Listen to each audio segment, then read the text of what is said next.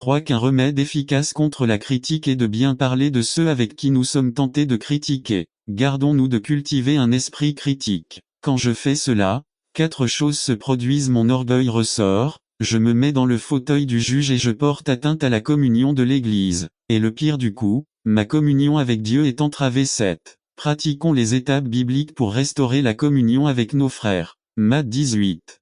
Nous devons être diligents, attentifs. En d'autres termes, nous devons déployer tous nos efforts pour veiller à l'harmonie chrétienne. Nous devons être attentifs aux menaces qui pèsent sur l'harmonie entre frères. Nous devons garder les yeux grands ouverts pour détecter quand se développe une éventuelle rupture de l'unité avec les frères. La troisième responsabilité est apprécier ce que nous avons en commun. 4 à 6. 4. Un seul corps et un seul esprit, car vous avez également été appelés dans la même espérance de votre vocation. N'attendez pas qu'il soit trop tard. Devenez membre de la chaîne Today et bénéficiez de réconfort et de soutien dans les moments difficiles. Cliquez sur le lien dans la description de la vidéo. Mardi 9 avril 2024, page 4-5. Un seul Seigneur, une seule foi, un seul baptême. 6. Un seul Dieu et Père de tous, qui est au-dessus de tout, et à travers tout, et en tout. Illustration. Chaque famille partage certaines qualités, intérêts ou habitudes particulières. Par exemple, dans ma famille, nous aimons imiter la façon dont certaines personnes parlent. On s'amuse à commenter des phrases typiques de certaines personnes que l'on connaît. Et lorsque nous sommes ensemble, c'est ce que nous finissons involontairement par faire. Cela nous fait profiter de nos moments ensemble. De même, dans le corps du Christ, en affirmant tout ce que nous avons en commun, nous réaffirmons que nous sommes une seule chose, que nous sommes une communauté. Il est bien vrai que nous sommes différents, nous avons des caractéristiques physiques, sociales, intellectuelles différentes, etc. Cependant, après avoir lu attentivement ce passage, je crois que nous devrions adopter une attitude plus favorable à l'égard de ce que nous avons en commun. Paul énumère 7 bénédictions que tous les croyants en Christ partagent, et pas seulement avec ceux de cette Église, mais aussi avec d'autres croyants à travers le monde. Un corps, différents degrés d'intelligence, différents styles de faire les choses, mais le corps est un. Il me semble que dans notre culture chrétienne, nous mettons trop l'accent sur une relation personnelle avec Dieu. On dit que le salut est individuel, que la vie en communion avec Dieu est individuelle, que le culte dépend de chacun, etc.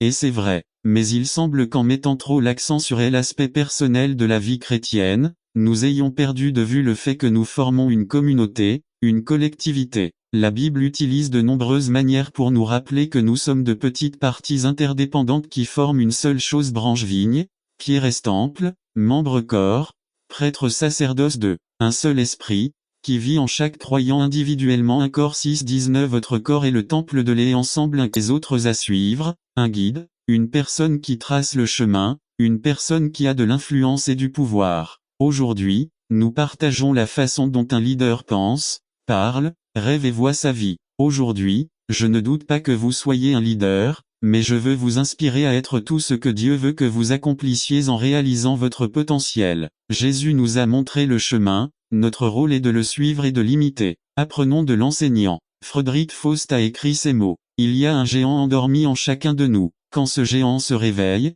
des miracles se produisent. Réveillez le géant en vous et vous verrez les merveilles de Dieu. Que se passerait-il si nous n'avions peur de rien? Combien de choses réaliserions-nous si nous permettions aux promesses de Dieu de devenir réalité dans nos vies? Dans quelle mesure votre lumière brillerait-elle si vous dépassiez les limites que vous vous êtes fixées? Que se passerait-il si vous osiez marcher par la foi et croyiez en Dieu? Un vrai leader est cette personne qui connaît son cœur et sa destinée. Un leader n'est pas celui qui a plus d'argent ou plus de pouvoir, mais plutôt celui qui accomplit le dessein de Dieu dans sa vie. 10 caractéristiques d'un vrai leader. 1. Ils disent la vérité. Jean 14. Si Jésus lui dit: je suis le chemin, la vérité et la vie. Personne ne vient au Père que par moi. La majorité des gens ne disent pas la vérité et vivent dans l'hypocrisie. Ils préfèrent bien paraître devant les gens. C'est un vrai leader est différent, il dit constamment la vérité et ne se trahira jamais. N'attendez pas qu'il soit trop tard. Devenez membre de la chaîne Today et bénéficiez de réconfort et de soutien dans les moments difficiles. Cliquez sur le lien dans la description de la vidéo. Mardi 9 avril 2024, page 1. Parlant avec des mots qui trahissent leurs principes ou qui ne correspondent pas à qui ils sont. Ce n'est pas une autorisation pour parler en blessant les gens, mais l'amour doit faire partie du bagage d'un leader. Dire la vérité signifie parler clairement, honnêtement et authentiquement. Jésus a toujours dit la vérité, en vérité je vous le dis dirigez avec votre cœur. Nombre 32, 11 afin que les hommes qui sont montés d'Égypte à partir de 20 ans et au-dessus ne voient pas le pays par lequel j'ai juré à Abraham, Isaac et Jacob, parce qu'ils n'étaient pas parfaits après moi, parce qu'ils ne m'ont pas suivi de tout leur cœur à tout dans la vie est lié aux gens et le plus grand intérêt de Dieu. Ce sont les gens B. Le véritable leadership repose donc sur le fait de donner tout son cœur pour aider l'humanité. C'est un leader n'a pas peur d'être vulnérable mais aime vraiment les gens et désire leur bien. Être dans leur cœur D. Ils sont comme le soleil qui éclaire tous les arbres et toutes les plantes et tout le monde. S'incline devant eux tout ce que vous faites,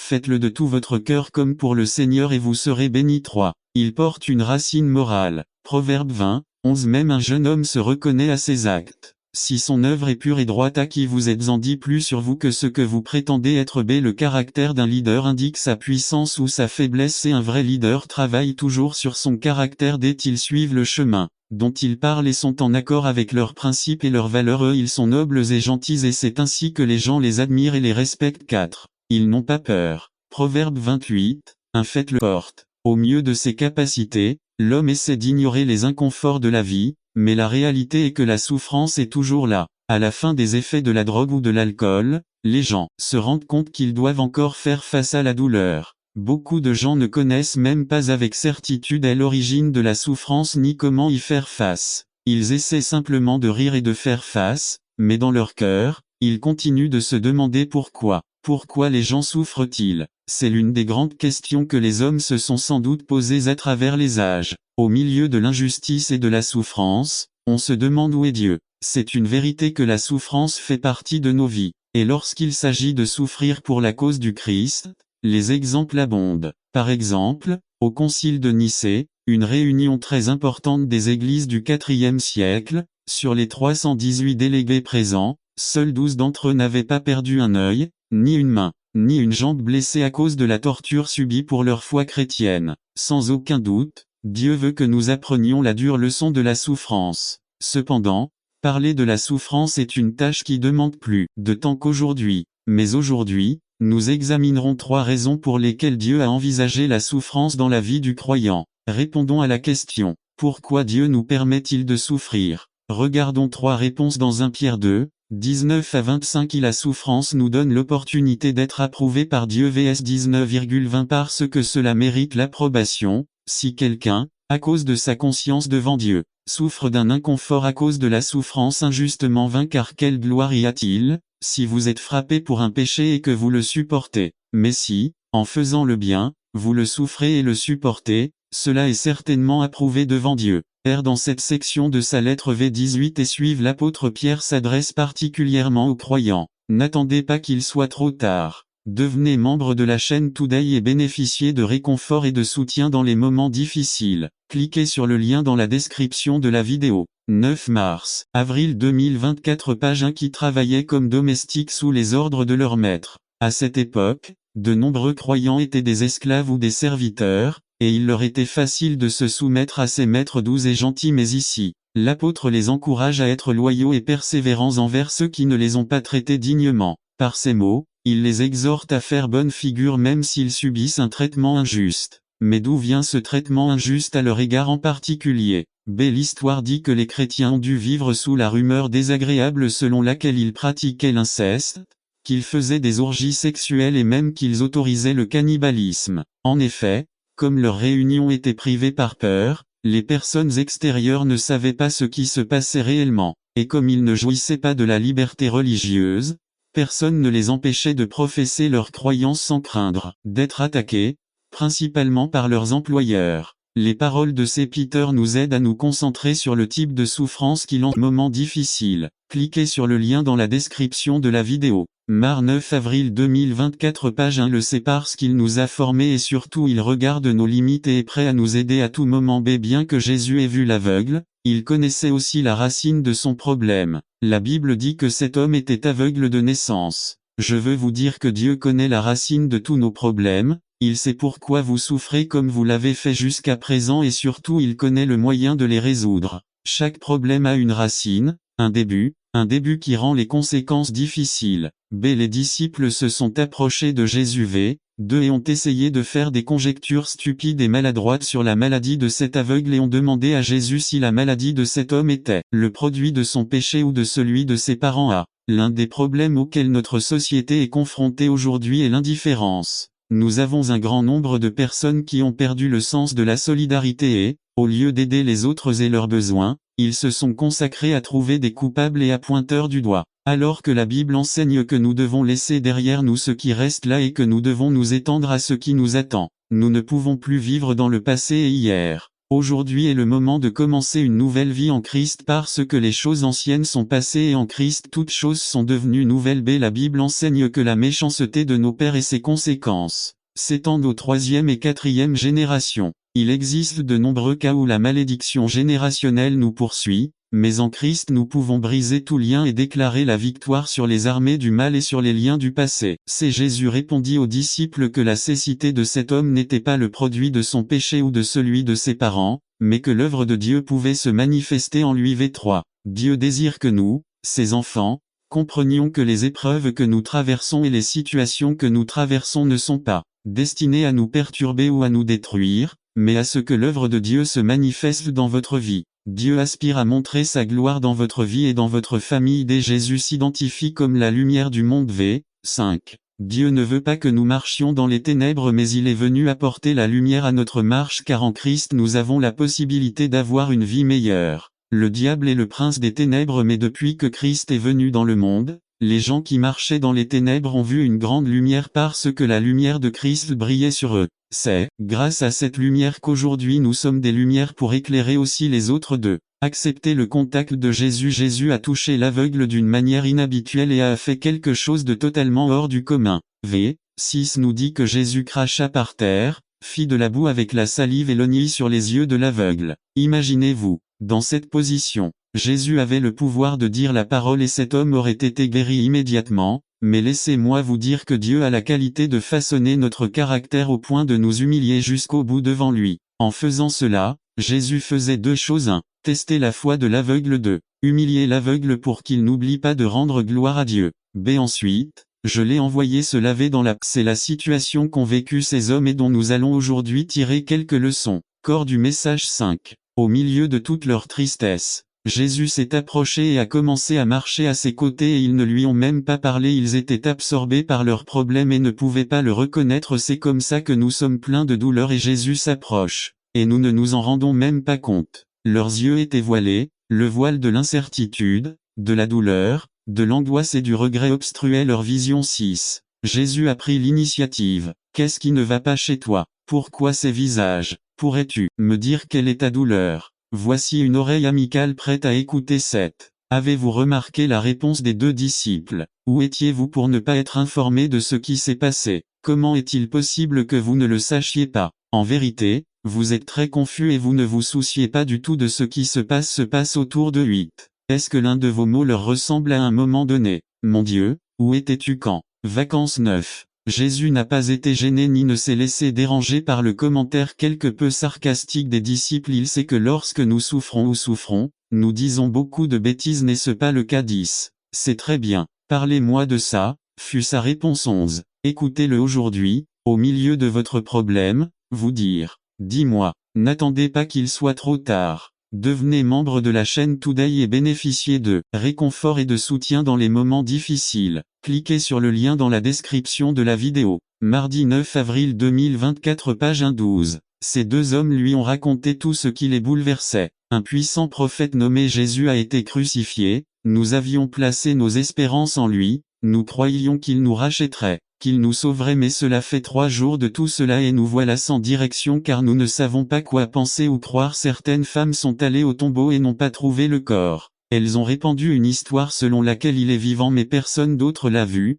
nous ne savons que croire. 13. Jésus dit, comment est-il possible qu'ils ne comprennent pas qu'avant la gloire il devait y avoir une croix? Et c'est ainsi qu'il commença à lui annoncer à travers les Écritures tout le plan de rédemption parfaitement déterminé par Dieu. 14. Jésus lui a donné une étude biblique puissante utilisant les prophètes, détaillant les détails de ce merveilleux plan. 15. Au milieu de la conversation, il s'approche d'Emmaüs et Jésus fait une blague. Dieu a un très bon sens de l'humour, continue-t-il. Non seulement il s'est déguisé pour qu'ils ne le connaissent pas, non seulement il a semblé ignorer la souffrance de ces hommes, mais maintenant il les suit aussi, leur laissant une étude puissante de la parole. Et c'est tout. 16. Vous êtes-vous à nouveau identifiés aux disciples? Jésus s'est approché d'eux, leur a enseigné et continue son chemin sans se révéler à eux, sans communion et intimité, sans proximité ni manifestation de sa présence. Avez-vous déjà vu agir ainsi dans votre vie? Dans le pire des cas, comptez-vous passer devant moi et m'ignorer? L'intention de Jésus n'était pas de partir,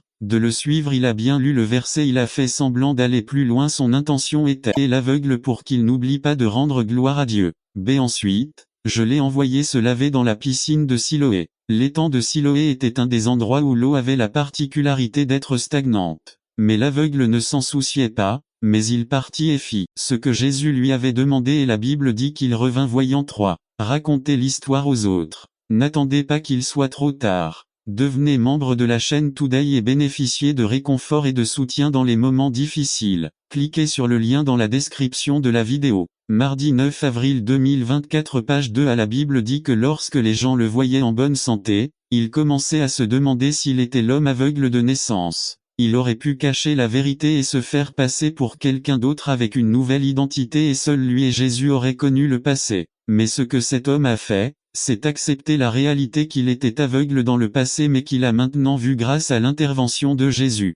Cet homme n'avait pas honte de raconter en détail ce que Jésus avait fait de lui, et il disait aux gens que celui qui l'avait guéri s'appelait Jésus. C'est ce que nous, chrétiens, devrions faire. Nous devons raconter notre histoire, notre témoignage à ceux qui n'ont pas encore rencontré Jésus et leur raconter tout ce qu'il a fait pour nous. 4. Surmonter les obstacles. L'aveugle a témoigné dans la synagogue devant les pharisiens qu'il avait été guéri par Jésus. 13 à 17. Ses parents l'ont abandonné. 18 à 23. Les pharisiens ont essayé de dire du mal de Jésus mais il les a réfutés. 24 à 25. Il a confronté les pharisiens à leur réalité. 26 à 27. Il a accepté les offenses des pharisiens. 2829. Il a prêché aux pharisiens. 30. 33. Il a été expulsé de la synagogue.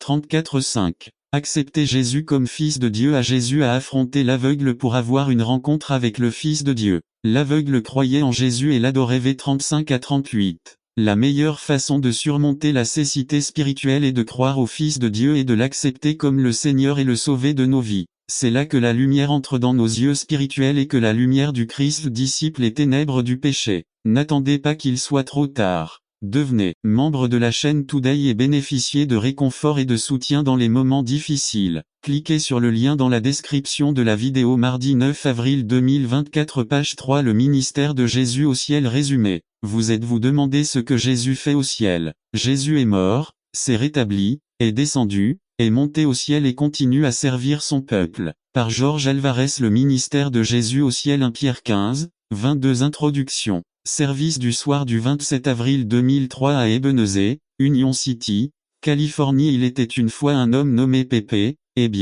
Pépé était comme vous et moi, c'est-à-dire un homme normal. Il avait 4 fils et une fille et travaillait dans une usine de fabrication de pièces automobiles.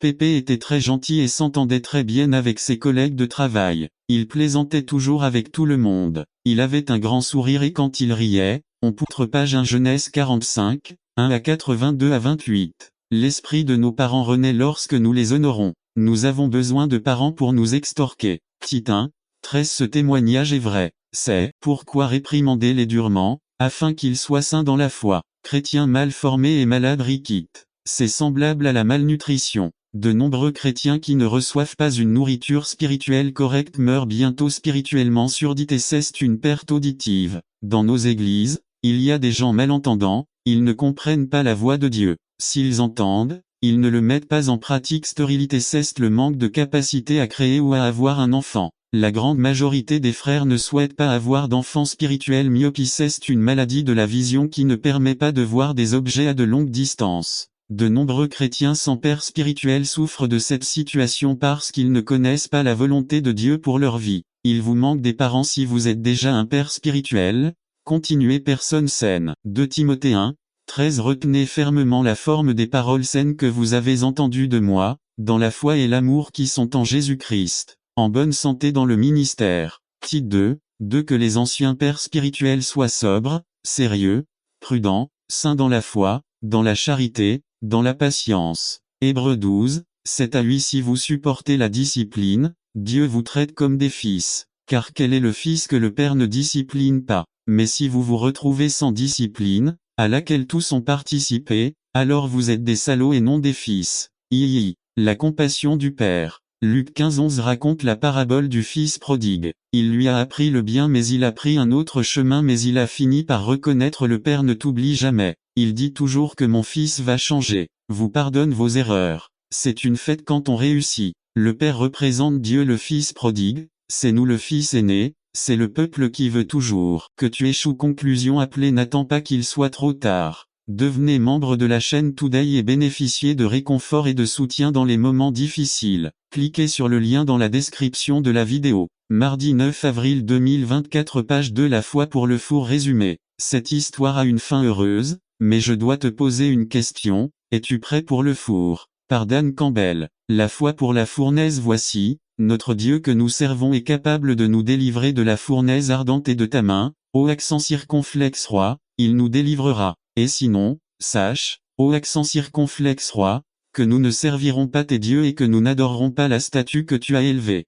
Daniel 3, 17 à 18. J'aime toujours les histoires qui se terminent bien, pas celui des films qui vous fait monter les larmes aux yeux. Cette histoire a une fin heureuse, mais je dois vous poser une question, est-elle prête à passer au four? Sinon, je vous suggère de vous préparer. Le Christ vient et il vient à la recherche d'une église sans tache ni ride. Parler des 3 hommes. Ces 3 hommes ont 2 qualités qui, à mon avis, sont indispensables aux croyants d'aujourd'hui. Il plaisantait toujours avec tout le monde. Il avait un grand sourire et quand il riait, on pouvait voir toutes ses dents. Eh bien, un jour, alors que sa femme emmenait ses enfants à un match de football, une voiture a fait une embardée et est entrée en collision avec eux, et ils sont tous morts. Après les funérailles, la maison qui, quelques jours auparavant, était remplie de rires et de cris pour les enfants, était désormais seule et silencieuse. Les collègues de Pépé se sentaient désolés pour lui et ne voulaient même pas lui parler parce qu'ils ne savaient pas quoi dire, mais quand il est arrivé au travail quelques jours après les funérailles,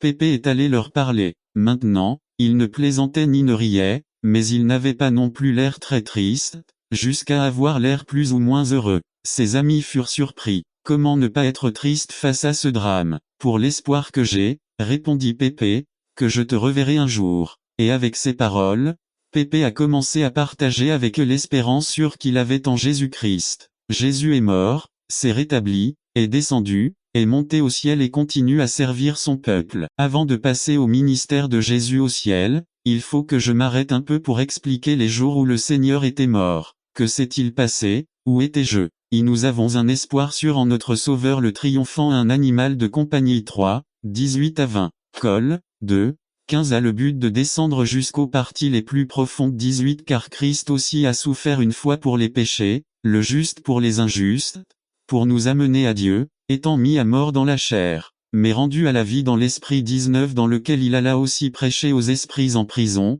20 ceux qui avaient autrefois désobéi, alors que la patience de Dieu attendait autrefois, au jour de Noé, pendant qu'on préparait l'arche, dans laquelle un petit nombre de personnes, c'est-à-dire 8, ont été sauvés par l'eau 1 Pierre 3, 18 à 23 Et vous, étant morts par vos péchés et par l'incirconcision de votre chair, il vous a rendu la vie avec lui, vous pardonnant tous vos péchés, 14 annulant l'écriture des ordonnances qui étaient contre nous, qui nous étaient contraires 15 Et après avoir dépouillé les principautés et les puissances, il les fit publiquement étaler, triomphant d'elle sur la croix. Col, 2, 13 à 15 Prêchez aux esprits emprisonnés.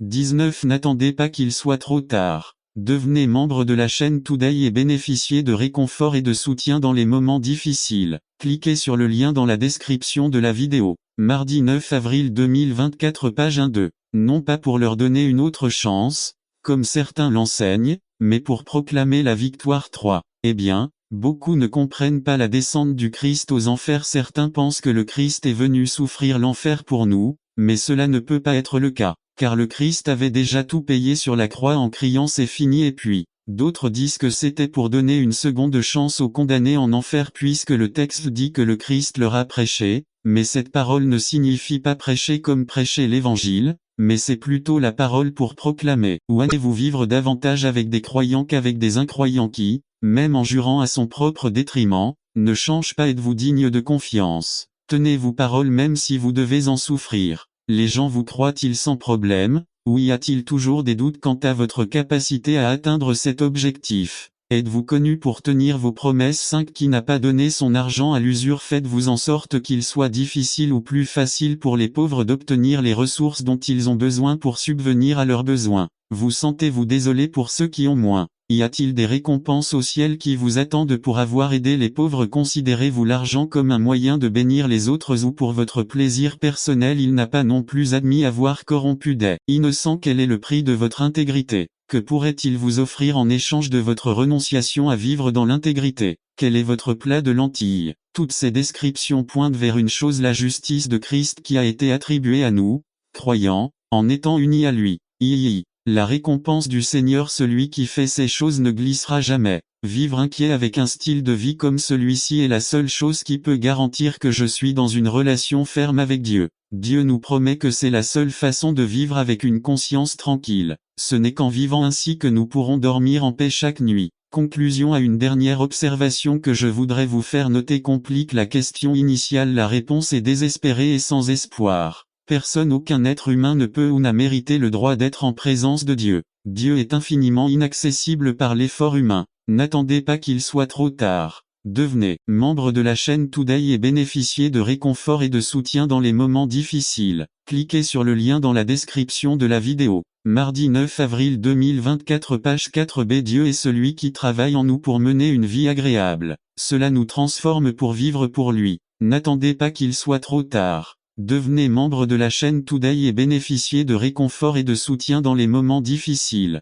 Cliquez sur le lien dans la description de la vidéo. Mardi 9 avril 2024, page 5. Dieu veut que nous magnifiions son nom. Résumé. Ce que nous devons faire lorsque nous adorons Dieu, par Félix Ramirez. Dieu veut que nous magnifiions son nom. Résumé. Ce que nous devons faire lorsque nous adorons Dieu, par Félix Ramirez. Dieu veut que nous magnifiions son nom. Psaume 100. Introduction. Sans plus tarder, levez une lance, un appel à adorer le Seigneur. La raison est simple. Dieu mérite d'être loué pour le simple fait qu'il est Dieu seul. Sa gloire, sa grandeur, sa sainteté, sa puissance, son honneur sont indescriptibles, parfaits et immensément majestueux. Il n'y a rien de plus grand, ni de plus parfait, ni de plus beau, ni de plus digne que lui. Et puisqu'il n'y en a pas d'autre comme lui, il n'y a rien d'autre dans lequel il prend plus de plaisir que de se glorifier. Notre existence est due au fait qu'il désire se glorifier à travers nos vies. Il n'est pas étonnant que l'apôtre Paul ait dit que tout ce que nous faisons, que ce soit en parole ou en acte, devrait avoir pour but de rendre gloire à Dieu. L'idée de l'adoration lui appartient donc. Gaspillage, la saleté, la mauvaise herbe, l'ivraie qu'il faut éliminer. Jean 16, 7 à 11. Psaume 139, 23-24. Je ne sais pas si c'est quelque chose de très courant dans leur prière. Demandez à Dieu de révéler nos péchés et nos fautes, je l'espère. Il est nécessaire que la lumière pénétrante de l'Esprit de Dieu nous montre quels déchets se sont accumulés de manière furtive dans notre esprit et notre cœur. Ce n'est peut-être pas une attitude très attractive ou agréable, car nous voulons éviter d'avoir à faire face à nos propres défauts plutôt que d'aller à la recherche de nos erreurs. L'évitement est un problème sérieux. Faire la sourde oreille aux messagers que Dieu envoie pour nous alerter du péché. La femme, le mari, l'ami, le frère peut être la voix de Dieu. En les ignorant est tragique. Rejeter la voie de la correction, changer de sujet et plutôt attaquer le messager de Dieu, abandonner la confrontation sont des attitudes fatales. Nier nos fautes, redéfinir le péché, le rationaliser pour que la faute apparente ne soit pas si grave, de manière à mettre des vertus sur le péché.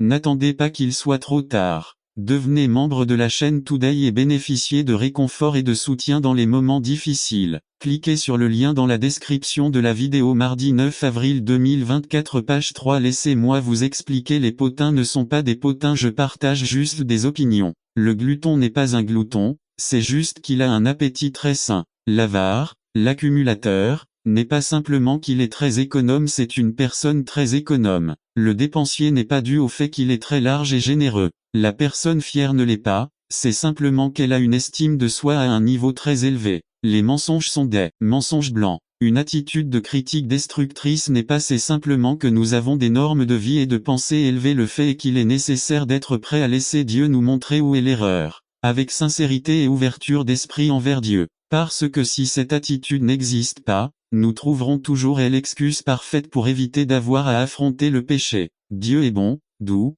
compatissant, il pardonne et oublie, c'est ainsi que Jésus traitait ses disciples. Il ne vous remplit pas de toutes les connaissances en un seul jour, il connaît nos faiblesses, elles ne surprendront pas Dieu, il sait combien nous sommes fragiles, avec quelle facilité nous pouvons déraper. Psaume 103 13-14. Il n'y a aucune faute que Dieu ne puisse pardonner et oublier. Romains 8-1. Pourquoi cacher quelque chose qui a déjà été annulé et payé en espèces? Psaume 32-2. Le Saint-Esprit de Dieu révèle tout péché, il parle de plusieurs manières à travers un sermon, à travers son frère, à travers les Écritures, mais il faut demander cette aide. La demander est extrêmement nécessaire parce que l'être humain a une grande capacité d'auto-tromperie. La pire trahison ou tromperie n'est pas ce qu'un autre nous fait, c'est ce que nous nous faisons nous-mêmes. Nous ne pouvons pas faire confiance à notre propre cœur lorsque l'objet de l'enquête est nous-mêmes. Notre esprit et notre réflexion nous placeront dans la meilleure position possible. Nous sommes des juges biaisés de nos propres actions, motivations et attitudes. Nous pouvons vivre dans une maison où l'herbe a poussé sans nous rendre compte qu'il faut la couper. La vie, qui vit en chaque croyant individuellement. 1 Corinthiens 6-19. Votre corps est le temple de l'Esprit, ensemble 1 Corinthiens 3-16. Ne savez-vous pas que vous êtes le temple de Dieu? C'est le même esprit qui habite en nous, nous guide, nous scelle, nous vivifie, nous sanctifie et nous ressuscite. 3. Un espoir, le deuxième venu dans la gloire du Christ, consommation de toutes choses, gouvernement parfait et éternel du Seigneur. Cette espérance inclut aussi le même destin, devenir comme le Christ. Nous ne mourrons pas tous, mais nous serons tous transformés. 1 Corinthiens 15h51. Aujourd'hui, il existe différents degrés de maturité dans notre vie chrétienne, mais lorsque le Seigneur viendra, nous aurons tous un caractère semblable à celui du Christ. 4. Un Seigneur. Nous ne devons honneur, gloire, louange et adoration qu'à un seul Seigneur. 5. Une foi. Un corps unique d'enseignement, donné par le Christ et les apôtres.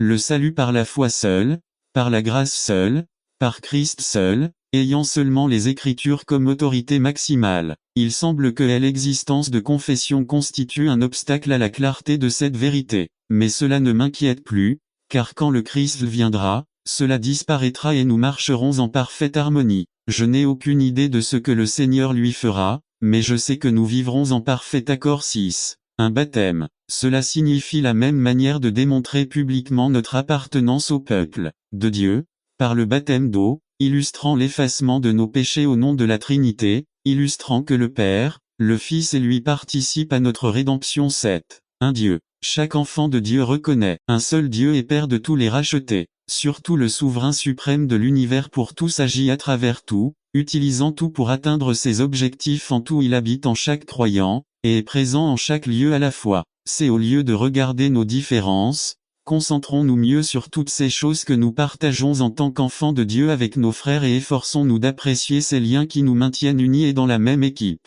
N'attendez pas qu'il soit trop tard. Devenez membre de la chaîne Today et bénéficiez de réconfort et de soutien dans les moments difficiles. Cliquez sur le lien dans la description de la vidéo. Mardi 9 avril 2024, page 5. Conclusion. Nous avons considéré 3 responsabilités que nous devons assumer pour vivre harmonieusement dans notre communauté chrétienne. Souvenons-nous de notre vocation, efforçons-nous de maintenir l'unité, apprécions ce que nous avons en commun. Chacune d'elles nous rappelle notre propre engagement à participer activement à la vie de l'Église. Réfléchissons à ce que Dieu nous a fait être, valorisons ce que nous avons ensemble et agissons fermement dans l'obéissance pour maintenir l'unité par la paix. Tel est le désir de notre Seigneur Jésus Christ. Écoutons ces paroles pendant que nous prions pour les croyants du monde entier avant d'aller à la croix. Jean 17-20. Mais je ne prie pas seulement pour ceux-là, mais aussi pour ceux qui le voudront. Croyez en moi par leurs paroles. 21. Afin qu'ils soient tous un comme toi, Père, tu es en moi et moi en toi, afin qu'eux aussi soient un en nous,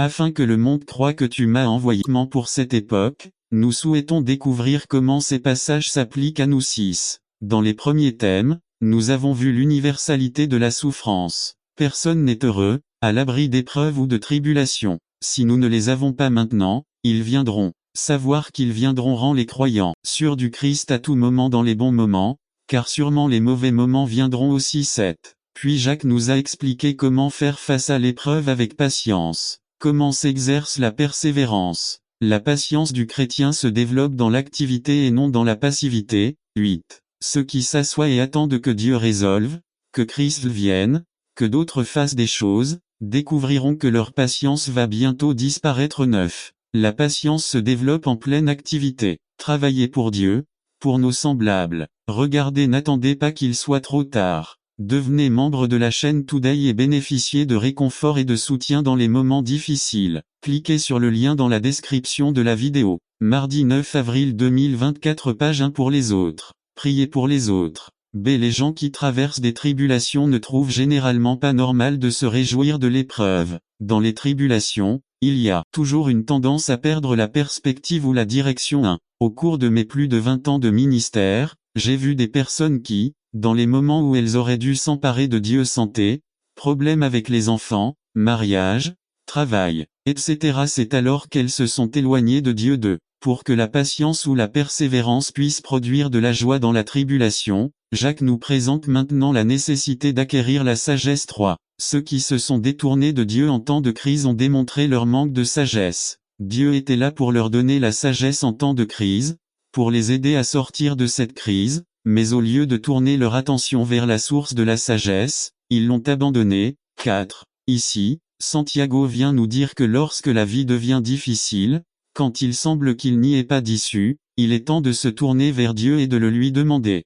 Lisez comment il est dit dans 1 5. Et si quelqu'un d'entre vous manque de sagesse, qu'il la demande à Dieu, qui donne à tous généreusement et sans reproche, et elle lui sera donnée. 6. Non seulement il le donne en abondance, mais il le fait sans reproche. En d'autres termes, Dieu ne vous dira pas, à cause de votre comportement, à cause de la mauvaise façon dont vous avez élevé vos enfants, à cause de la façon dont vous avez négligé votre maison, à cause de la manière indifférente dont vous avez traité votre femme, à cause de la façon stupide dont vous avez géré votre argent, à cause de la mauvaise façon dont vous avez mangé. 7. Quelle que soit votre épreuve, tribulation, externe produite par des éléments hors de notre portée, ou interne produite par moi-même, par mon mal, continuez, quoi que vous soyez impliqué, Dieu vient sans reproche, non pas à cause de votre péché, mais parce que vous venez chercher sa sagesse pour sortir de votre situation. 8. Dieu vous accordera la sagesse en reconnaissant que vous pouvons émettre une ordonnance d'expulsion ou d'interdiction et vous devez obéir. N'attendez pas qu'il soit trop tard. Devenez membre de la chaîne aujourd'hui et obtenez du réconfort et du soutien dans les moments difficiles. Le royaume de Dieu, partie 1, résumé du gouvernement et du caractère. Aujourd'hui, nous étudierons le gouvernement de Dieu et son caractère, en reconnaissant la majesté de notre roi, ce qu'est le royaume de Dieu et l'importance de lui appartenir. Fernandez, le royaume de Dieu, pasteur Ama Fernandez. Lecture. Matthieu 19, 24. Mais je vous le dis, c'est une tâche plus légère pour un chameau de passer par le trou d'une aiguille que pour un homme riche d'entrer dans le royaume de Dieu. Roi, ce qu'est le royaume de Dieu et l'importance d'en faire partie. Illustration. Personne ne sera expert en quoi que ce soit sans participation à la communauté. Aucun pianiste ne peut atteindre l'excellence sans l'apprentissage d'un professeur, qui le forme, le guide et l'enseigne, ni aucun médecin ne peut obtenir son diplôme ou exercer sa profession sans se soumettre au préalable à l'autorité d'un autre médecin expérimenté qui est son mentor. Aucun athlète ne pourra s'entraîner ou concourir seul. Quel prix vais-je gagner? Ainsi beaucoup veulent appartenir à Dieu, sans connaître son royaume ni y participer. 1. Gouvernement de Dieu. Le royaume de Dieu est théocratique. 2 Chroniques 20, 8. Et il dit, Jéhovah, le Dieu de nos pères, n'es-tu pas Dieu dans les cieux, et tu ne domines pas sur tous les royaumes des nations? N'y a-t-il pas une telle force et une telle puissance dans votre main que personne ne peut vous résister? Psaume 95, 3. Car l'Éternel est un Dieu grand, et grand roi sur tous les dieux. 1 Timothée 1, 17. C'est pourquoi au roi des siècles, immortel, invisible, au Dieu seul sage soit honneur et gloire pour les siècles des siècles. Amen. B. Le royaume de Dieu est gouverné par son Fils. Prophétisé. Isaïe 9, 6 à 7. 6. Car un enfant nous est né, un fils nous est donné et le gouvernement sur son épaule et son nom sera appelé merveilleux, conseiller, Dieu puissant, Père éternel, Prince de la paix. 7. L'accroissement de son gouvernement et de sa paix n'aura pas de fin sur le trône de David et sur son royaume,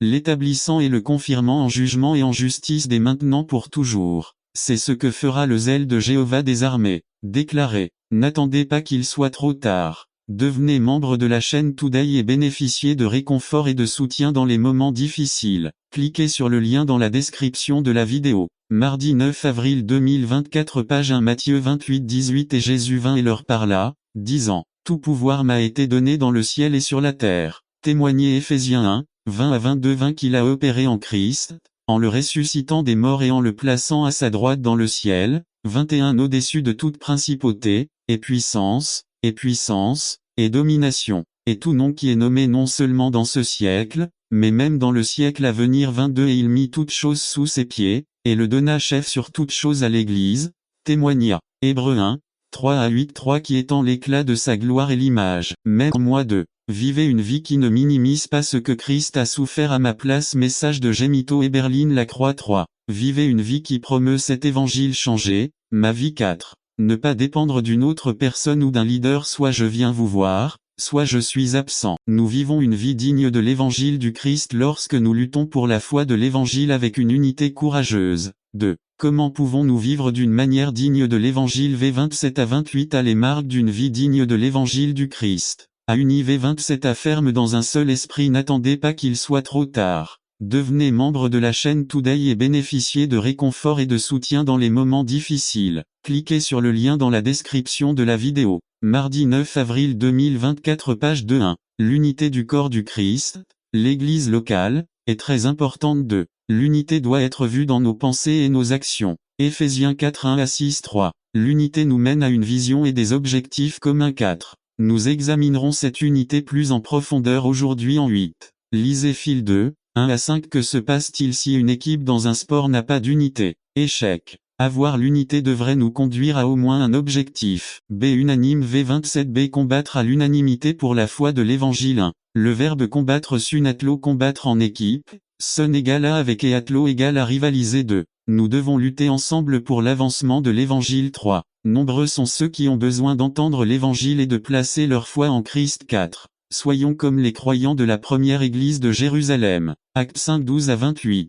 5. Nous devons utiliser notre créativité pour évangéliser ces courageux V28 à pas du tout intimidés par ceux qui s'opposent à nous 1. Nous ne devons pas nous laisser intimider, même s'ils s'opposent à nous. Il est facile de vivre la vie chrétienne et de témoigner jusqu'à ce que quelqu'un s'y oppose. L'exemple de Mauricio dans l'émission câblée Les psychologues 2. Nous devons rester fermes et ne pas avoir honte du Christ. Romains 1, 16 Actes 5, 28-41 Nous vivons une vie digne de l'évangile du Christ lorsque nous luttons pour la foi de l'évangile avec une unité courageuse. Quels sont les résultats de ce type de vie? 28b 30 à signe 28b Signe de perdition. Salut 1. Quand les gens verront ce type de vie victorieuse en nous, ce sera pour eux un signe qu'ils n'ont pas ce salut. Vous verrez un pouvoir qui n'est pas humain. 2. Notre vie en sera un témoignage. 3. Ce sera également un signe de l'encouragement et de la force de Dieu pour nos vies. B. Souffrance 29 à 30 Puisses-tu souffrir pour lui? N'attends pas qu'il soit trop tard. Devenez membre de la chaîne Today et bénéficiez de réconfort et de soutien dans les moments difficiles. Cliquez sur le lien dans la description de la vidéo. Mardi 9 avril 2024 page 3-1. Par la grâce de Dieu, nous devrons souffrir pour le nom du Christ 2. Cela ne devrait pas nous surprendre. Le Christ a dit. Matthieu 5-11-12, l'exemple de Paul dans Philippe. Acte 16,16 à 25-3. Beaucoup ont souffert et souffrent aujourd'hui à cause de leur foi en Christ. Chine, Moyen-Orient, etc. Pour nous, soyons calmes, faisons notre part 4 Quand Satan s'avance après nous de toutes ses forces, quand il semble piégé par la tentation et les pressions de la vie, la réponse de Dieu est « Va et sois calme, je me battrai pour toi ». N'attendez pas qu'il soit trop tard. Devenez membre de la chaîne Today et bénéficiez de réconfort et de soutien dans les moments difficiles. Cliquez sur le lien dans la description de la vidéo. Mardi 9 avril 2024 page 5 Attributs de Dieu numéro 1 Résumé. Parfois, il nous serait difficile de répondre à la question « À quoi ressemble Dieu ?» La réalité est que ses attributs nous en apprennent davantage sur sa personnalité. Je vous invite à en apprendre davantage sur votre Créateur et Sauveur. Par Georges Alvarez Les attributs de Dieu Introduction. Service du soir du 2 février 2003 à Ebenezer, Union City, Californie. Il est essentiel que nous en sachions davantage sur ce grand personnage de l'histoire qui est différent et transcendant Dieu. Qu'en le connaissant, nous pouvons l'apprécier encore plus et l'adorer pour qui il est. Louez-le pour la façon dont il se montre à nous.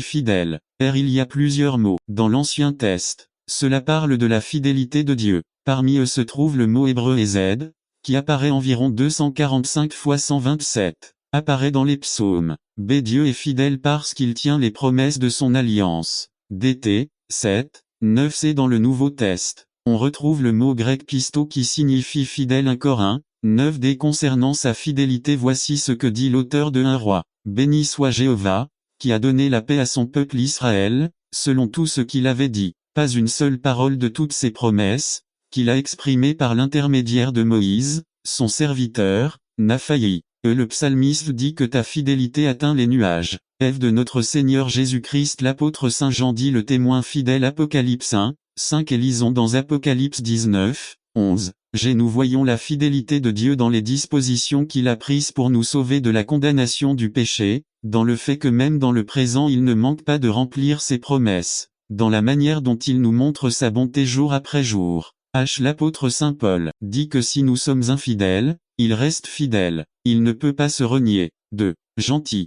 C'est grâce à sa fidélité que jour après jour nous voyons et recevons sa bonté. Le psalmiste nous défie lorsqu'il dit, dans PS 34 8, 119 68. C'est le prophète Nahum 1,7 dit. Gust a dit, veillez à ce que Jéhovah soit bon. Bienheureux l'homme qui se confie en Jéhovah, il est bon, fort au jour de la détresse. Nous pouvons voir la bonté de Dieu dans ses relations avec son peuple israélien. Libérés de l'esclavage 2. Les nourrir dans le désert avec de la manne et de l'eau à boire 3. En pardonnant et en se retirant à plusieurs reprises du jugement complet envers le peuple. N'attendez pas qu'il soit trop tard. Devenez membre de la chaîne Today et bénéficiez de réconfort et de soutien dans les moments difficiles. Cliquez sur le lien dans la description de la vidéo. Mardi 9 avril 2 spécial. Il est la béni. Il y a une bénédiction pour ceux qui observent correctement le jour du Seigneur, tout comme il y a une bénédiction pour ceux qui prêchent l'évangile ou accomplissent tout autre commandement de la parole de Dieu. Ne pas observer le jour du sabbat signifie perdre la bénédiction du Seigneur. 3. Dieu a sanctifié ce jour. Il n'est pas dit qu'il l'ait fait avec quelqu'un d'autre. Alors si Dieu fait une différence, pourquoi ne pas le considérer comme un jour très spécial, un jour différent? N'attendez pas qu'il soit trop tard. Devenez membre de la chaîne Today et bénéficiez de réconfort et de soutien dans les moments difficiles. Cliquez sur le lien dans la description de la vidéo. Mardi 9 avril 2024 page 3-2. Le jour du Seigneur n'est pas pour faire rien. Est un 58, 13 à nous devons nous concentrer sur l'accomplissement de la volonté de Dieu. Si vous vous abstenez de faire votre volonté lors de mon jour saint et que vous l'adorez, sans marcher selon vos propres voies, ni rechercher votre volonté, ni exprimer votre propre volonté. Mot 1. L'enseignement n'est pas seulement que Dieu a conçu le repos pour notre bénéfice. Ce repos doit comprendre un élément fondamental pour compléter l'idée fondamentale du repos, le culte de Dieu. Ce n'est pas une journée pour nous occuper de notre plaisir ou de notre divertissement. Il ne s'agit pas de faire ce que nous voulons, mais de faire ce que Dieu nous dit de. Le jour du Seigneur est une opportunité que Dieu nous donne pour que, avec moins de pression et d'obstacles et avec plus d'intensité que les autres jours de la semaine, nous nous rapprochions du Seigneur. Pendant la semaine, nous plaignons que le travail nous enlève du temps pour nous concentrer sur notre marche avec le Seigneur. Nous avons de nombreuses raisons de ne pas passer du temps seuls avec le Seigneur dans la prière, la lecture de sa parole et la rencontre avec les frères. Eh bien, le jour du Seigneur est une excellente occasion de rechercher d'abord le royaume de Dieu et sa justice. C'est une énorme opportunité d'oublier nos autres devoirs et de nous consacrer à notre devoir maximum, qui est de glorifier le Seigneur et d'aimer notre prochain. 3. Souvenez-vous du jour du Seigneur. Bloquez-le d'autres activités, engagements, divertissement, et que rien ne vous empêche de le réserver pour le Seigneur. Cela signifie non seulement que nous devons nous abstenir de choses à faire comme faire les courses, la lessive,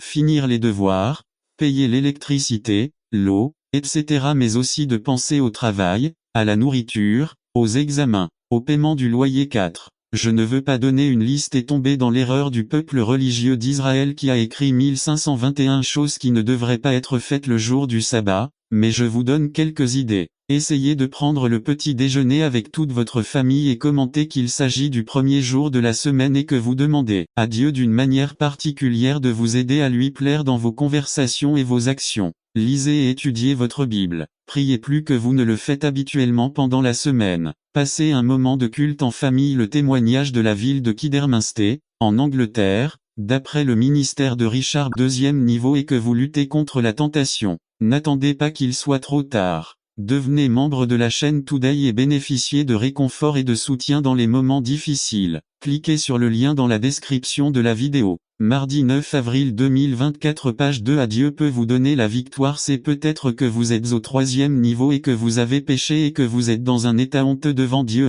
Dieu peut et veut vous pardonner. Venez à Christ aujourd'hui. N'attendez pas qu'il soit trop tard. Devenez membre de la chaîne Today et bénéficiez de réconfort et de soutien dans les moments difficiles. Cliquez sur le lien dans la description de la vidéo. Mardi 9 avril 2024 page 3 Qui gravira la montagne de Jéhovah. Résumé. Pour voir Dieu, l'homme doit être transformé de son état de péché à un état digne d'être devant la présence de Dieu. Par Juan Alvelot. Titre. Qui gravira la montagne de Jéhovah. Texte. Apocalypse 21 1-8. Psaume 24 1-5. Introduction 1. Dans le livre de l'Apocalypse, Jean reçoit une vision précieuse de quelque chose que Dieu a préparé pour elle à venir, un avenir que nous croyons proche. Dans une vision, Dieu lui montre une nouvelle création et une grande et belle ville descendant des cieux de la présence même de Dieu. Depuis le début de l'histoire de l'humanité, l'homme rêve du paradis, ce lieu parfait et idéal dont parlent toutes les religions. Mais Dieu nous assure dans le livre de l'Apocalypse qu'il a préparé ce lieu pour son peuple à un moment déterminé par lui. 3. Dans Apocalypse 21, deux groupes de personnes apparaissent mais un seul groupe a accès et hérite de ce que Dieu a préparé. Proposition. Pour voir Dieu, l'homme doit être transformé de son état de péché à un état digne d'être devant la présence de Dieu. Question interrogative. Sommes-nous le groupe qui verra Dieu? Transition. Maintenant, Dieu. Il a préparé une place spéciale. Ce que Dieu a préparé. Version 1 assise à nouveau ciel, nouvelle terre. Yo. Le monde tel que nous le connaissons n'est pas moi. Version 1b ville sainte y préparée, décorée, comme une mariée. Version 2 c'est tabernacle y lieu de réunion. Exode 33, 9-2. Dieu avec son peuple il essuiera toutes les larmes, etc.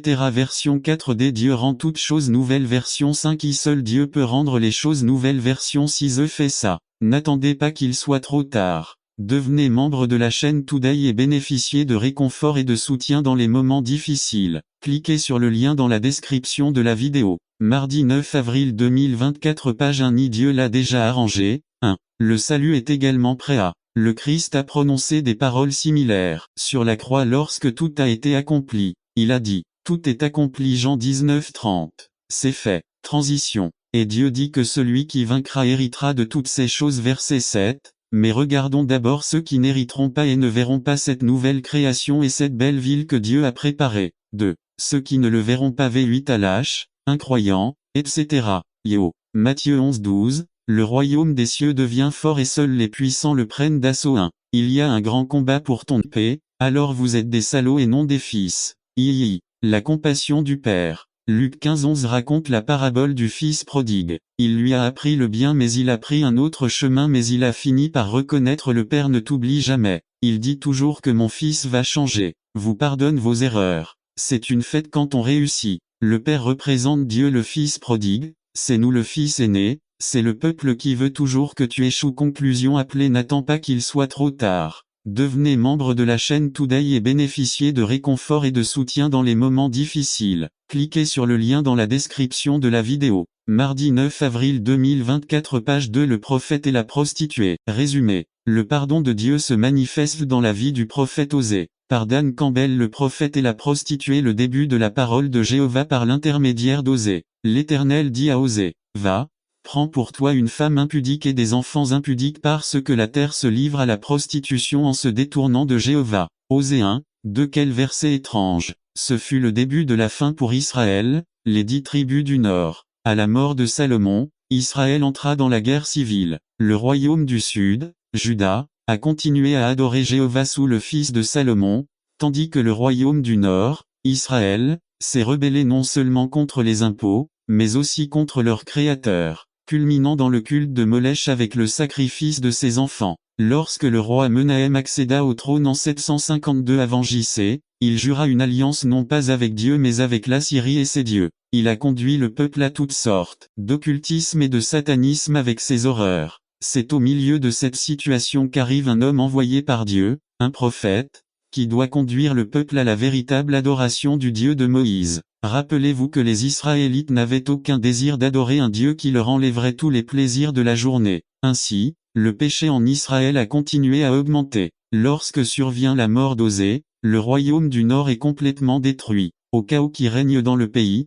Osée est aggravé par le désastre dans sa maison. Leur mariage fut un échec total. J'imagine une fois, dans sa jeunesse, Osée avait rencontré une belle jeune femme nommée Gomé. Des rumeurs circulaient déjà selon lesquelles elle avait plusieurs amants, mais Osée était amoureux et quelque temps plus tard ils se sont mariés. 3 enfants sont nés dans cette maison avant que la tragédie ne survienne. Gomé ne pouvait pas rester à la maison et a commencé à flirter avec d'autres hommes et s'est vite retrouvée profondément impliquée avec eux. Elle a continué à glisser de plus en plus, jusqu'à devenir une femme de la rue. Il avait depuis longtemps quitté Osée et les garçons. Gomé ne tarde pas à se retrouver esclave, vendue d'un homme à un autre. Chaque fois qu'elle est vendue, elle vaut moins et sa beauté a disparu et maintenant son corps est malade. Mais Osée ne cesse jamais de l'aimer. Il cherche partout, essayant de la retrouver. Peu importe ce qu'elle a fait, elle est toujours la bonne. N'attendez pas qu'il soit trop tard. Devenez membre de la chaîne Today et bénéficiez de réconfort et de soutien. Il ne peut y avoir d'abandon sans assumer des responsabilités. 2 Timothée 2, 1. 2 Introduction. Nous avons besoin dans cette génération de pères spirituels dans nos églises d'obéissance, de caractère, d'humilité et de passion. Dieu fait de grandes choses. Restaurer la paternité spirituelle. Nous revenons à des choses inébranlables. Un père spirituel est celui qui veille sur toi. Dans vos moments difficiles, il est là. Ami. Plus d'orphelins spirituels. Les ministres étaient frustrés parce qu'ils étaient formés dans des dénominations sans fondement et sans suivre des pères spirituels. Père te corrige. Donner un compte à quelqu'un. Héritage enfant spirituel. Un père donne formation, communion et construction de relations. La vision que tu fais ceci. Consolidation.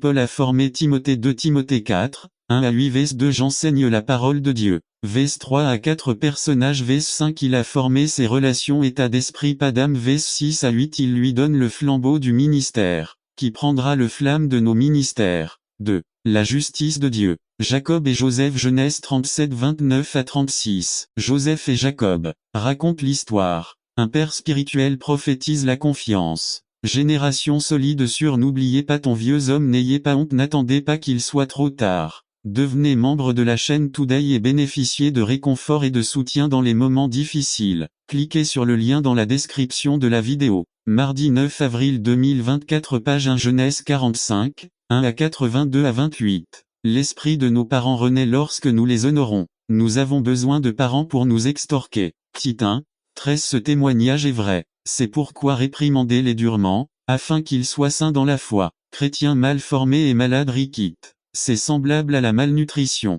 De nombreux chrétiens qui ne reçoivent pas une nourriture spirituelle correcte meurent bientôt spirituellement. Surdité c'est une perte auditive. Dans nos églises, il y a des gens malentendants, ils ne comprennent pas la voix de Dieu. S'ils entendent, ils ne le mettent pas en pratique. Stérilité c'est le manque de capacité à créer ou à avoir un enfant. La grande majorité des frères ne souhaitent pas avoir d'enfants spirituels. Myopie c'est une maladie de la vision qui ne permet pas de voir des objets à de longue distance. De nombreux chrétiens sans père spirituel souffrent de cette situation parce qu'ils ne connaissent pas la volonté de Dieu pour leur vie. Il vous manque des parents. Si vous êtes déjà un père spirituel, continuez. Personne saine 2 Timothée 1, 13 Retenez fermement la forme des paroles saines que vous avez entendues de moi, dans la foi et l'amour qui sont en Jésus-Christ. En bonne santé dans le ministère. Tite 2, que les anciens pères spirituels soient sobres, sérieux, prudents, saints dans la foi, dans la charité, dans la patience. Hébreux 12,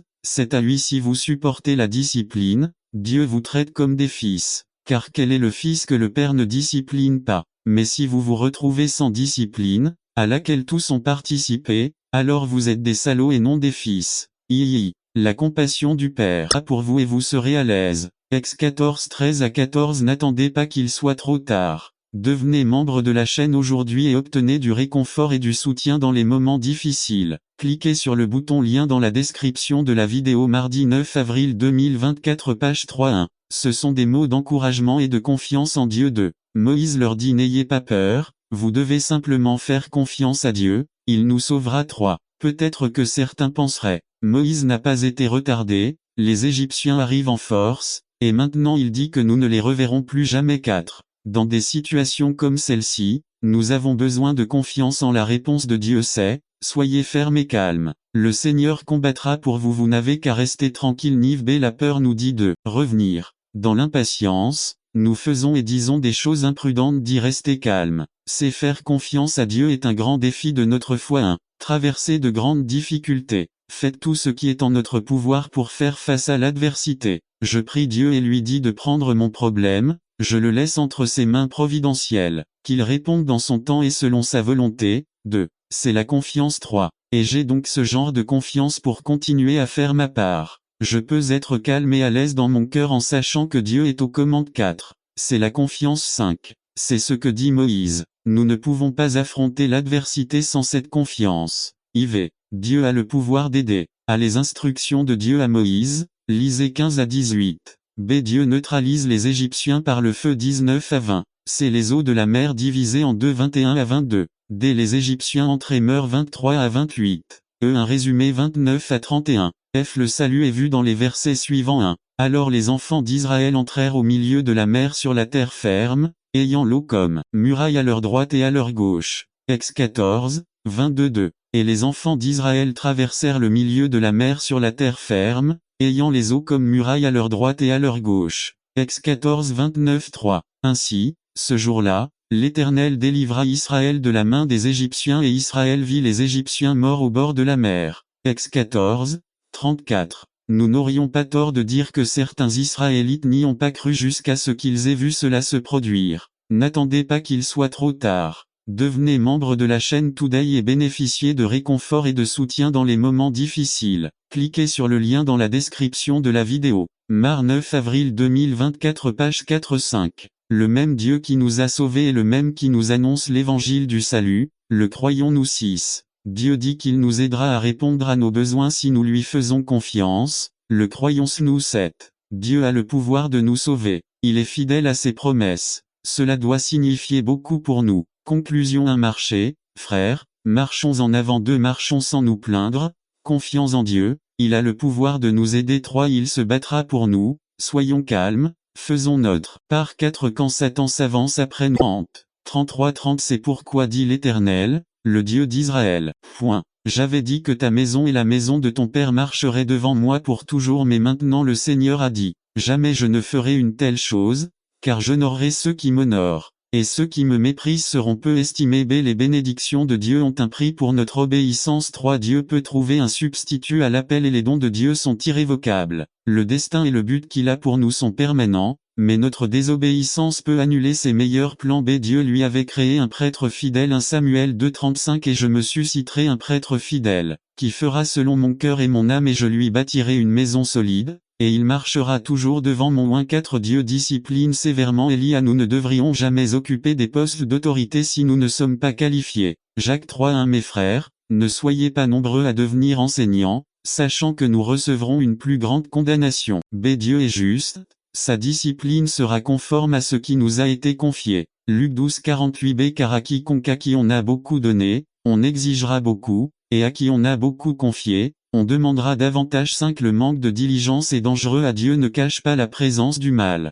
ni dans la maison ni dans l'église. B. Nous devons être vigilants et prêts à corriger avec amour toute faute le plus tôt possible. Le péché entraîne des répercussions qui se transmettent de génération en génération. 1 Samuel 2, 31 à 33. 31. Voici, les jours viennent où je couperai ton bras et le bras de la maison de ton père, afin qu'il n'y ait plus d'anciens dans ta maison. 32. Vous verrez votre maison humiliée, tandis que Dieu comble Israël de bonnes choses, et dans peu de temps il n'y aura plus de vieillards dans ta maison. 33. L'homme qui est à toi, que je ne retrancherai pas de mon autel, consumera tes yeux et remplira ton âme de douleur, et tous ceux qui sont nés dans ta maison mourront en âge d'être viril. 6. Notre esprit doit toujours être fort. N'attendez pas qu'il soit trop tard. Devenez membre de la chaîne Today et bénéficiez de réconfort et de soutien dans les moments difficiles. Cliquez sur le lien dans la description de la vidéo. Mardi 9 avril 2024 page 2. À la fatigue et l'épuisement ont affaibli Élie. 2 Corinthiens 4:16. C'est pourquoi nous ne nous décourageons pas. Avant, bien que notre homme extérieur dépérisse,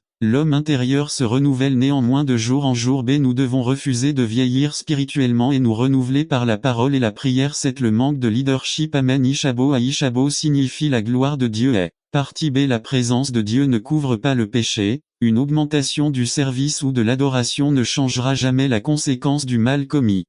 Comment gérer le péché? 1. Le reconnaître et ne pas l'ignorer. Ézéchiel 3. 20. Si un juste se détourne de sa justice et commet le mal, et que je mets devant lui une pierre d'achoppement, il mourra, parce que vous ne l'avez pas averti. Il mourra dans son péché, et la justice qu'il aura faite ne sera pas prise en compte, mais j'exigerai son sang de votre part. 2. Agissez vite. Proverbe 22. 6. Instruisez un enfant dans la voie qu'il doit suivre, et même lorsqu'il sera vieux, il ne s'en éloignera pas. 3. Affrontez le plat avec amour sans avoir fait attention au miroir. Cette personne a quelque chose de mauvais sur la tête. En général, les sans-abri ne se soucient pas de leur apparence. B1, 25 nous présente l'illustration positive. Cette personne n'a pas seulement pris le temps de se regarder dans le miroir après avoir écouté et lu attentivement la parole. Elle s'arrête pour réfléchir aux implications de la manière d'incorporer ce qu'elle a entendu et lu dans sa vie pratique. 1. Cette personne est appelée bienheureuse ou bienheureuse parce qu'elle a agi,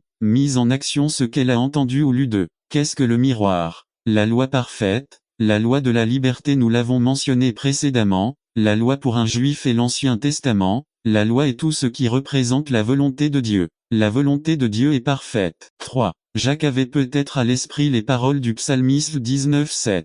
La loi de Jah est parfaite, elle convertit l'âme. Le témoignage du Seigneur est certain, rendant sages les simples. N'attendez pas qu'il soit trop tard. Devenez membre de la chaîne Today et bénéficiez de réconfort et de soutien dans les moments difficiles. Cliquez sur le lien dans la description de la vidéo. Mardi 9 avril 2024 page 3-4. Cette loi, au lieu d'apporter l'oppression, comme beaucoup l'interprètent, apporte la liberté. La loi ne réprime pas, au contraire, quand la loi est vue comme un miroir, elle m'offre la grâce de me dire où je me trompe pour que je puisse aller vers le Christ. Le maquilleur pour me donner un soin du visage pour me préparer à mon shot glamour. 5. Jacques termine par la bénédiction. Bienheureux celui qui fait ce que dit la loi. N'attendez pas qu'il soit trop tard. Devenez membre de la chaîne Today et bénéficiez de réconfort et de soutien dans les moments difficiles. Cliquez sur le lien dans la description de la vidéo. 9 mars, avril 2024 page 4. Quand le christianisme est faux. Résumé.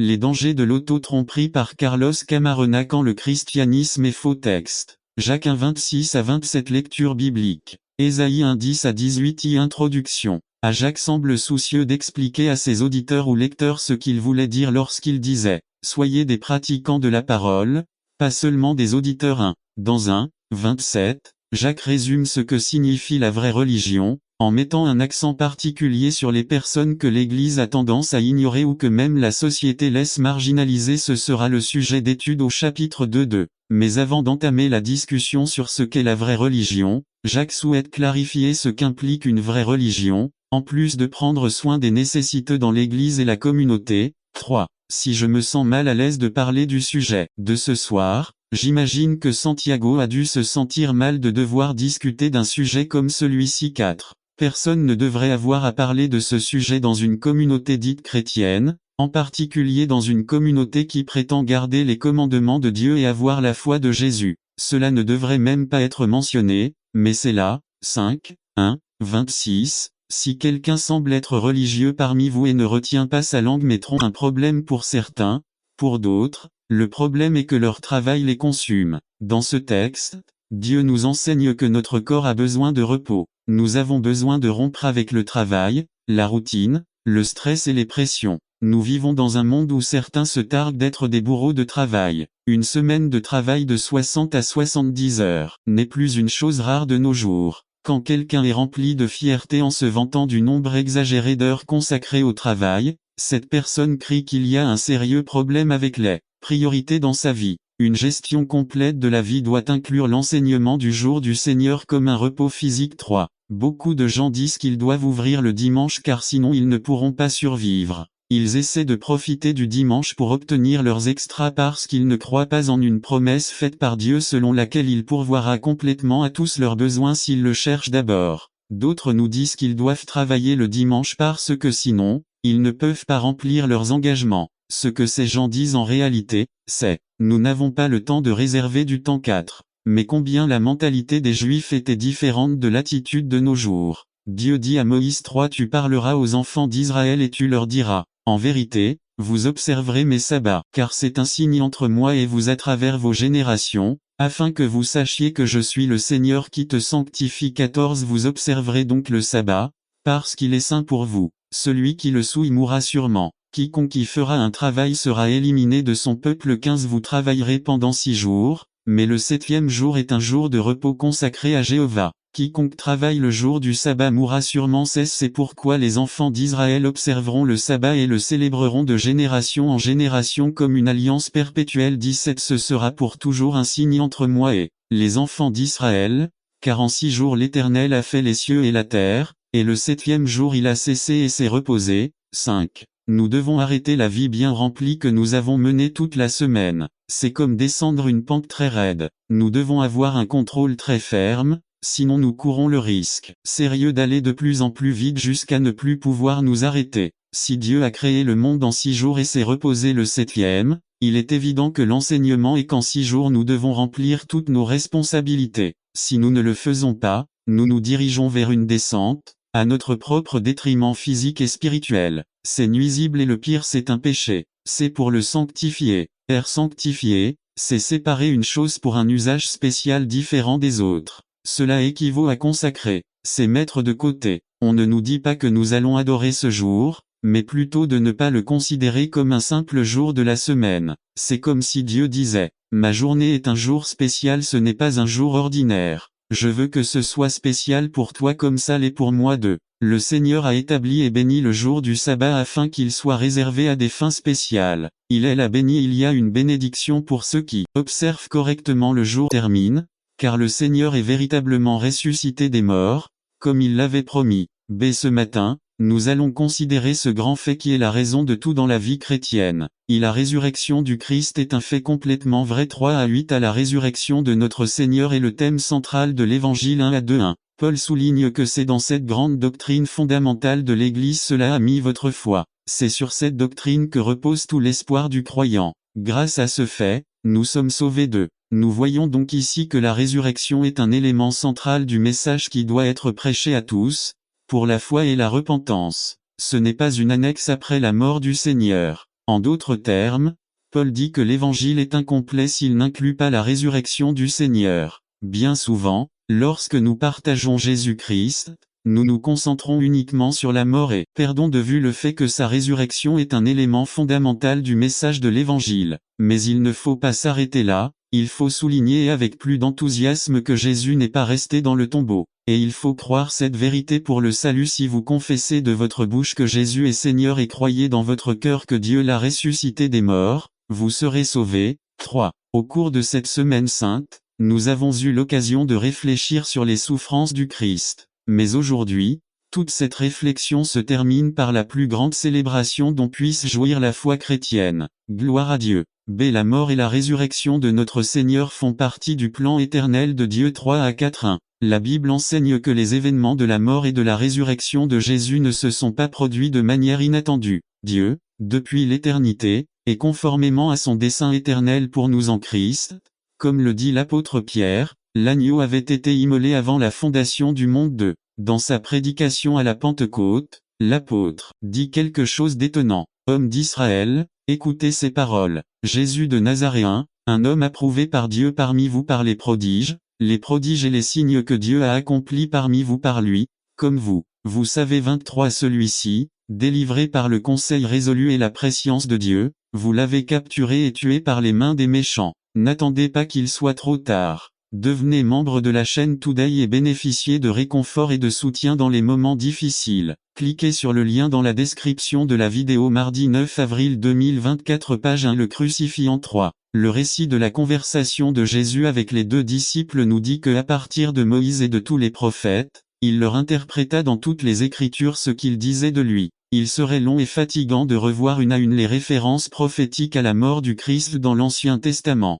Mais regardons en quelques-unes. Psaume Ma vigueur s'est desséchée comme un tesson, et ma langue est restée collée à mon palais. Vous m'avez mis dans la poussière de la mort. Car tu ne laisseras pas mon âme dans le Sheol, et tu ne permettras pas non plus à ton sein de voir la corruption. Isaïe, mais il a été blessé pour nos transgressions, écrasé pour nos péchés. Le châtiment qui nous a apporté la paix est tombé sur tant que symbole de l'esprit d'amour qui s'est développé en vous. N'attendez pas qu'il soit trop tard. Devenez membre de la chaîne Today et bénéficiez de réconfort et de soutien dans les moments difficiles. Cliquez sur le lien dans la description de la vidéo. Mardi 9 avril 2024, page 4. Je vous demande d'allumer la bougie de l'unité. Je chante pendant qu'ils allument la bougie d'union. Notre Père, bénédiction finale, qu'ils aient une bénédiction chez leurs enfants, une consolation chez leurs amis et dans leurs relations avec tous, une vraie paix. Puissiez-vous être témoins de l'amour de Dieu dans le monde afin que les pauvres et les affligés, ayant trouvé en vous aide, consolation et direction spirituelle,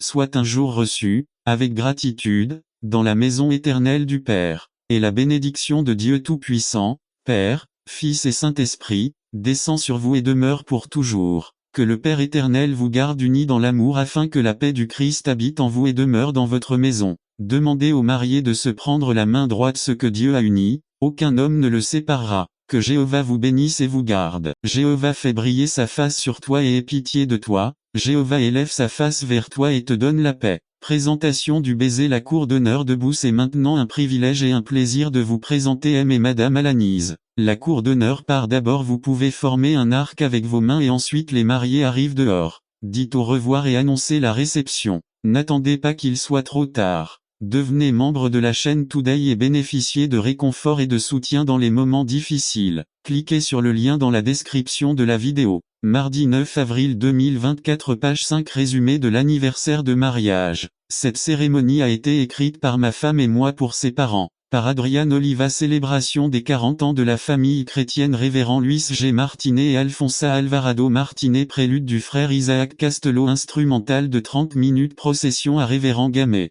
Révérend Martinet et Révérend Oliva. Le frère joue Castello B. Les enfants entrent, groupés par famille. Le frère Castello joue. Après être entrés, tous les enfants chantent pour les garçons. Anti-musique sur la piste de danse. C'est la sœur entre Martinet avec son plus jeune fils, Esteban Martinet. Hno Castello toca part de la marcha nuptiale, a mitad de la iglesia los hijos cantarán ella e mi madre musica en pista oración y lectura biblica ref. Esther Gamé amigo y familiar, la familia Martinet celebra varios eventos en ce jour. Le 19 de ce mois, le révérend Luis Martinet aura 76 ans, le 19 septembre, Sr. Alfonsa Martinet aura 66 ans, le 30 septembre ils fêteront presque 50 ans de mariage, mais l'événement qui nous rassemble aujourd'hui est le plus glorieux de tous et que le 21 novembre le révérend Luis Martinet célébrera 40 ans de salut. Qui aurait pensé? Dieu a suscité un homme sans école, un homme toxicomane et alcoolique, et en a fait son serviteur. Il lui a appris à lire et à écrire. Il a étudié par correspondance sous la tutelle du révérend Felton. Si je les nourris vraiment, ils grandiront dans la vie chrétienne,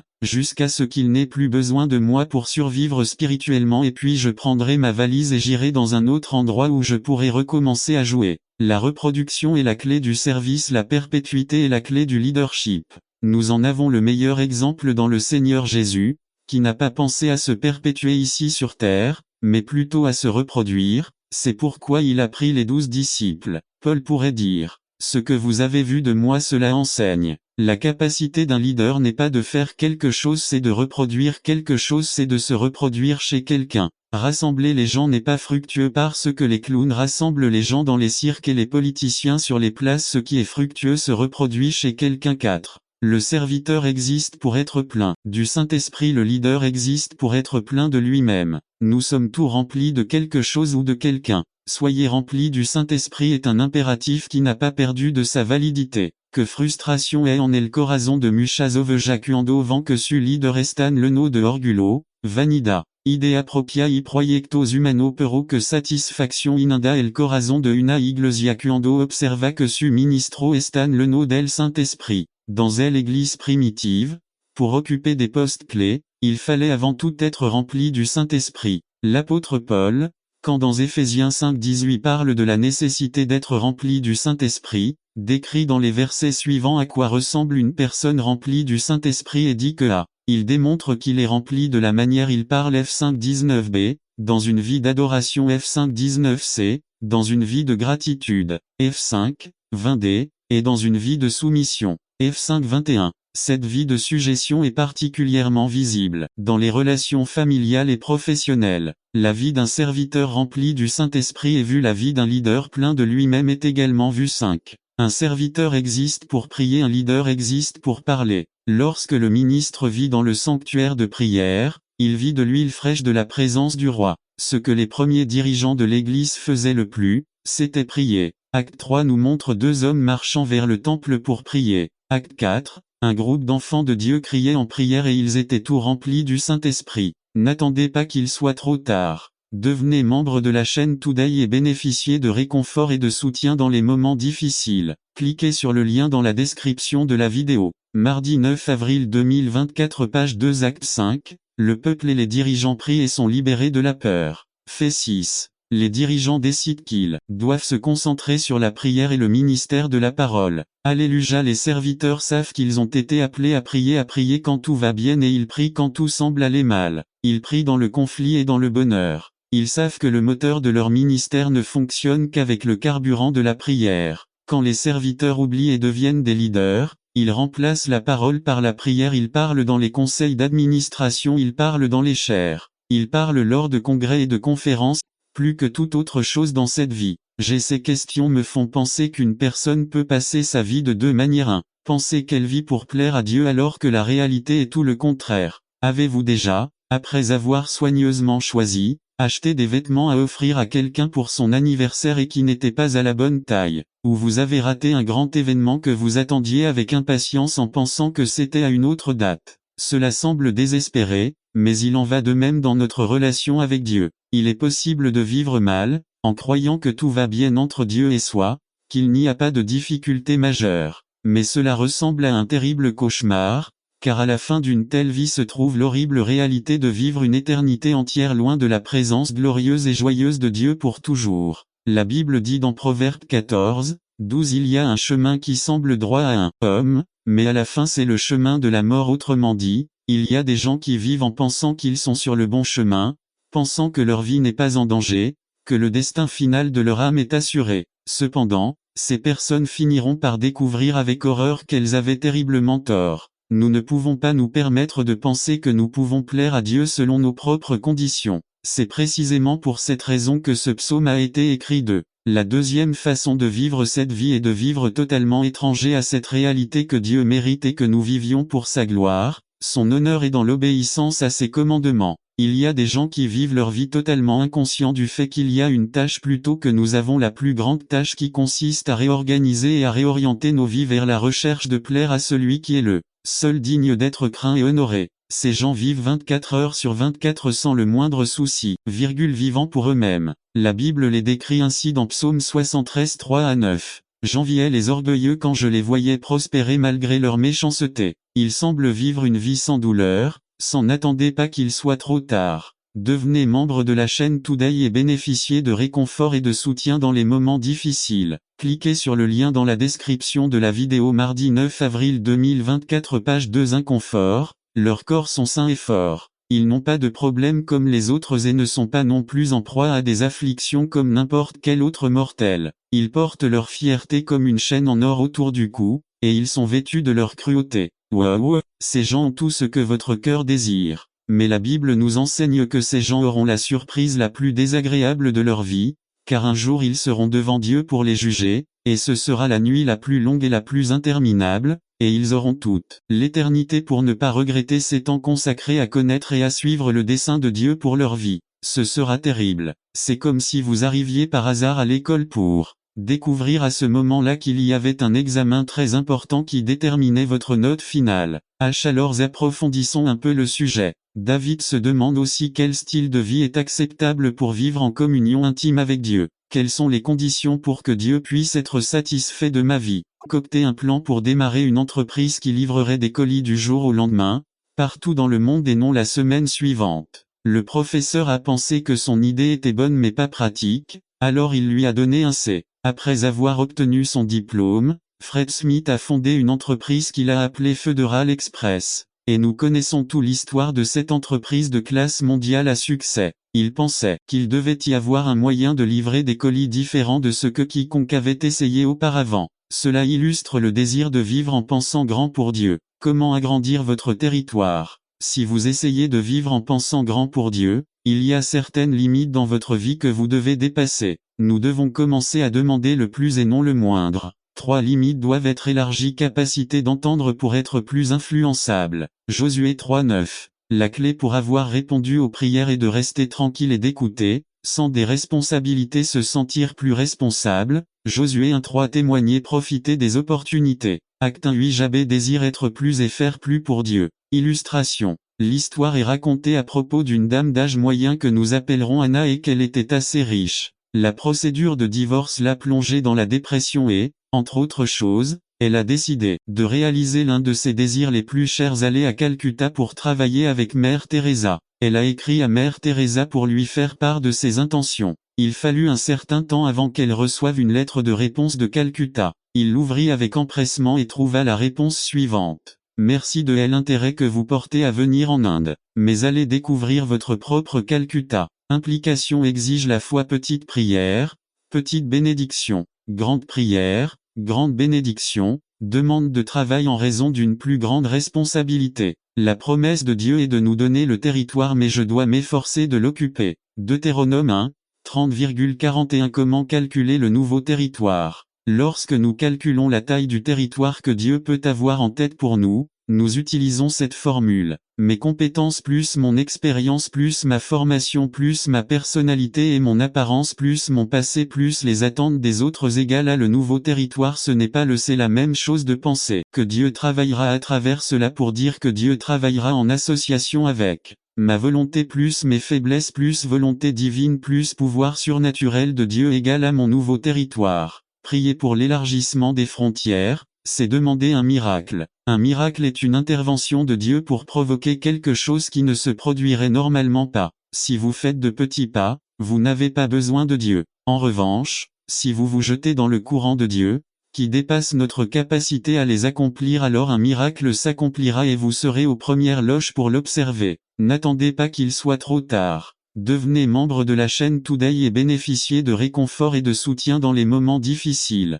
Cliquez sur le lien dans la description de la vidéo. Mardi 9 avril 2024, page 4. Nous sommes entre de bonnes mains, entre les mains de Dieu. Gardez vos mains sur moi. Divise toute l'humanité en 2 catégories, non pas les juifs et les gentils, pas chez les libéraux ou les conservateurs, pas chez les hommes et les femmes, mais sur ceux qui voient la croix comme un non-sens et ceux qui y voient la puissance de Dieu. C'est la grande ligne qui divise la vie. Il y a quelques raisons de comprendre ceux qui croient que l'évangile est fou. Le philosophe et éducateur John Dewey a dit ces mots. Le christianisme est voué à l'échec parce qu'il exige simplement de faire des choses qui vont à l'encontre de la nature humaine. Quelle grande vérité! Le message de la croix va à l'encontre des désirs naturels de l'homme. C'est un message qui va à contre-courant de ce monde. Regardons quelques exemples. N'attendez pas qu'il soit trop tard. Devenez membre de la chaîne Today et bénéficiez de réconfort et de soutien dans les moments difficiles. Cliquez sur le lien dans la description de la vidéo. Mardi 9 avril 2024, page 2. The Gospel World. La sensualité, la pureté, l'arrogance des puissants, la compassion pour les faibles, l'orgueil, l'humilité, le pouvoir et la rébellion, la soumission, la satisfaction immédiate des désirs, le déni de soi.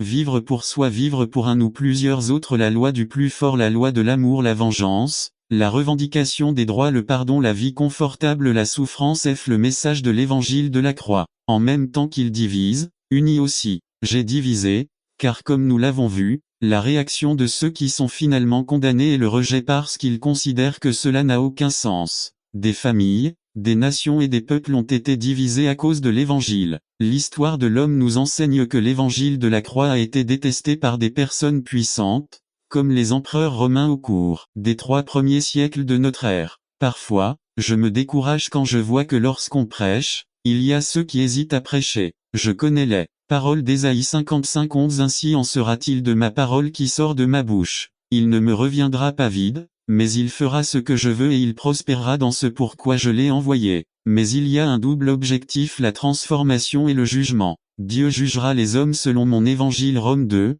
16h. Mais il unit ceux qui trouvent enfin en lui la puissance de Dieu pour le salut. Paul a dit, je n'ai pas honte de l'évangile, car c'est la puissance de Dieu pour le salut de quiconque croit. Il a croit et son message sont la raison qui permet à des millions de personnes dans le monde de se lever chaque matin pour affronter les pressions quotidiennes de la vie. La croix et son message sont la raison pour laquelle, au milieu des calamités les plus déchirantes, de nombreux croyants peuvent se lever et louer Dieu.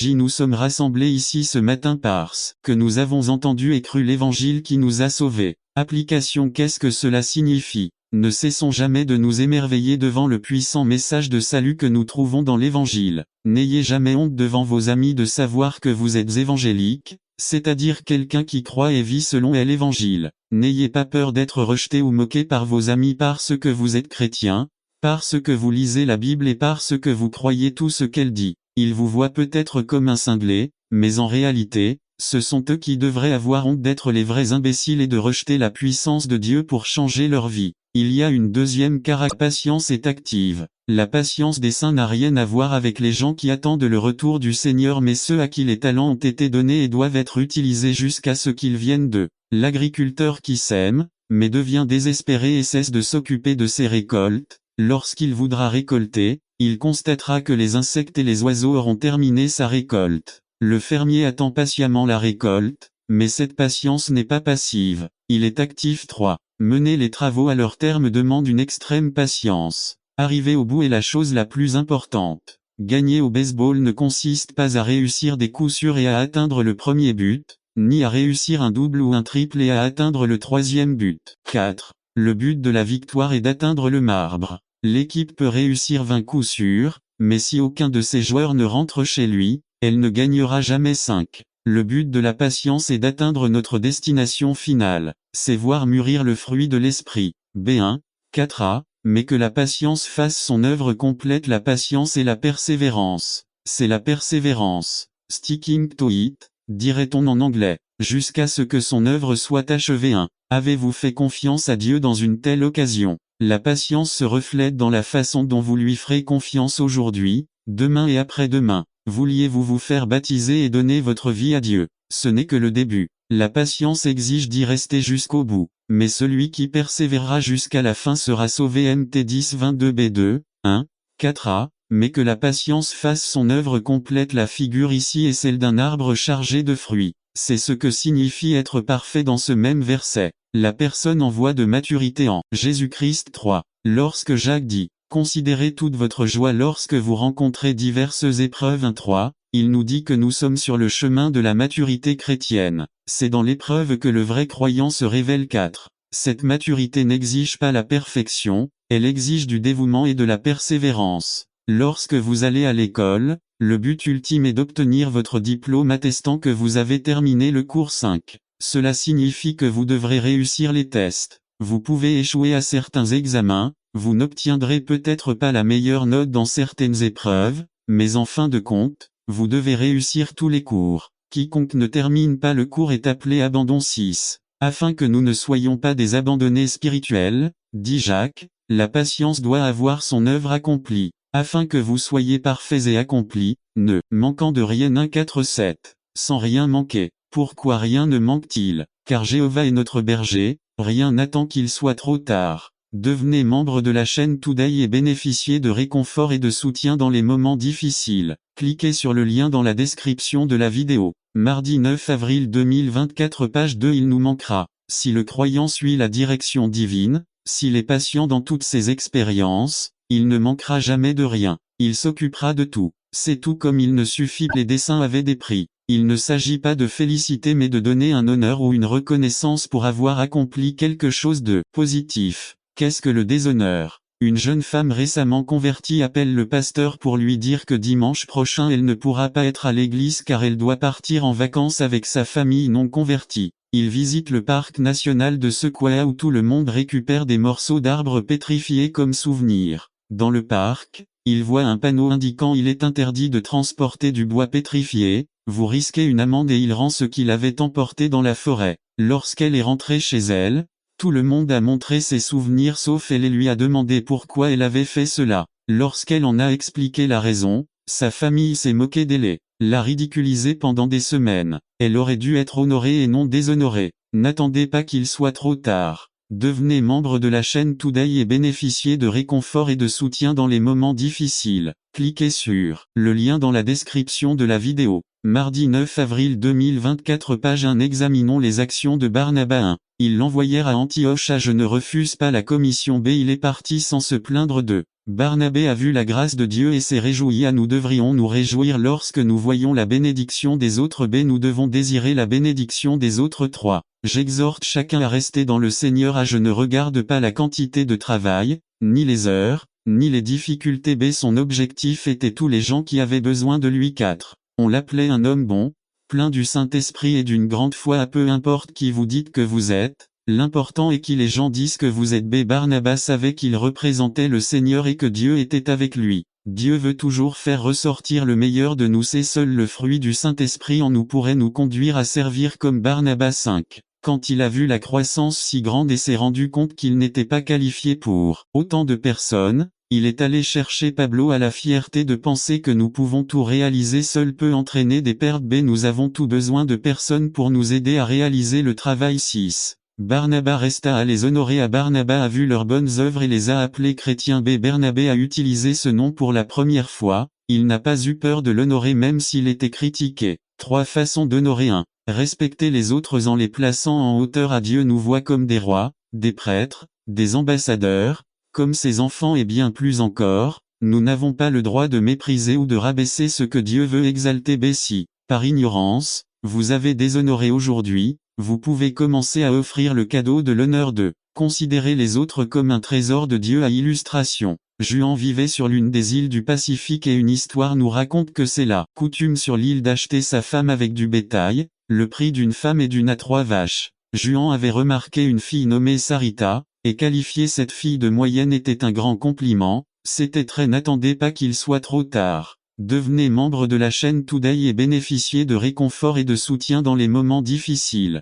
Cliquez sur le plan de Dieu pour le mariage et la famille. B. Ses principes et ses valeurs lui permettent de se développer dans la société et en même temps de remplir ses fonctions fondamentales. Former les personnes, éduquer à la foi et promouvoir le bien commun. C'est son expérience avec le Christ lui permet de maintenir l'équilibre et de renforcer les différentes relations familiales, conjugales, parentales, filiales et fraternelles. Ce qui façonne les caractéristiques d'une famille, ce sont les individus qui la composent et non la société dans laquelle elle évolue. Comme nous l'avons vu, Deutéronome 7:1-11 ne se limite pas seulement à la mise en garde contre les mariages mixtes, mais pointe également les dangers de l'influence de la société cananéenne ainsi que les caractéristiques que devraient avoir les familles d'Israël. Fidélité à Dieu, dépendance de Dieu et obéissance à Dieu. La Bible nous apprend que l'influence du contexte cananéen a entraîné les familles israélites sur un chemin différent puisque de nombreuses coutumes ont été filtrées dans l'unité de base de la nation, la famille.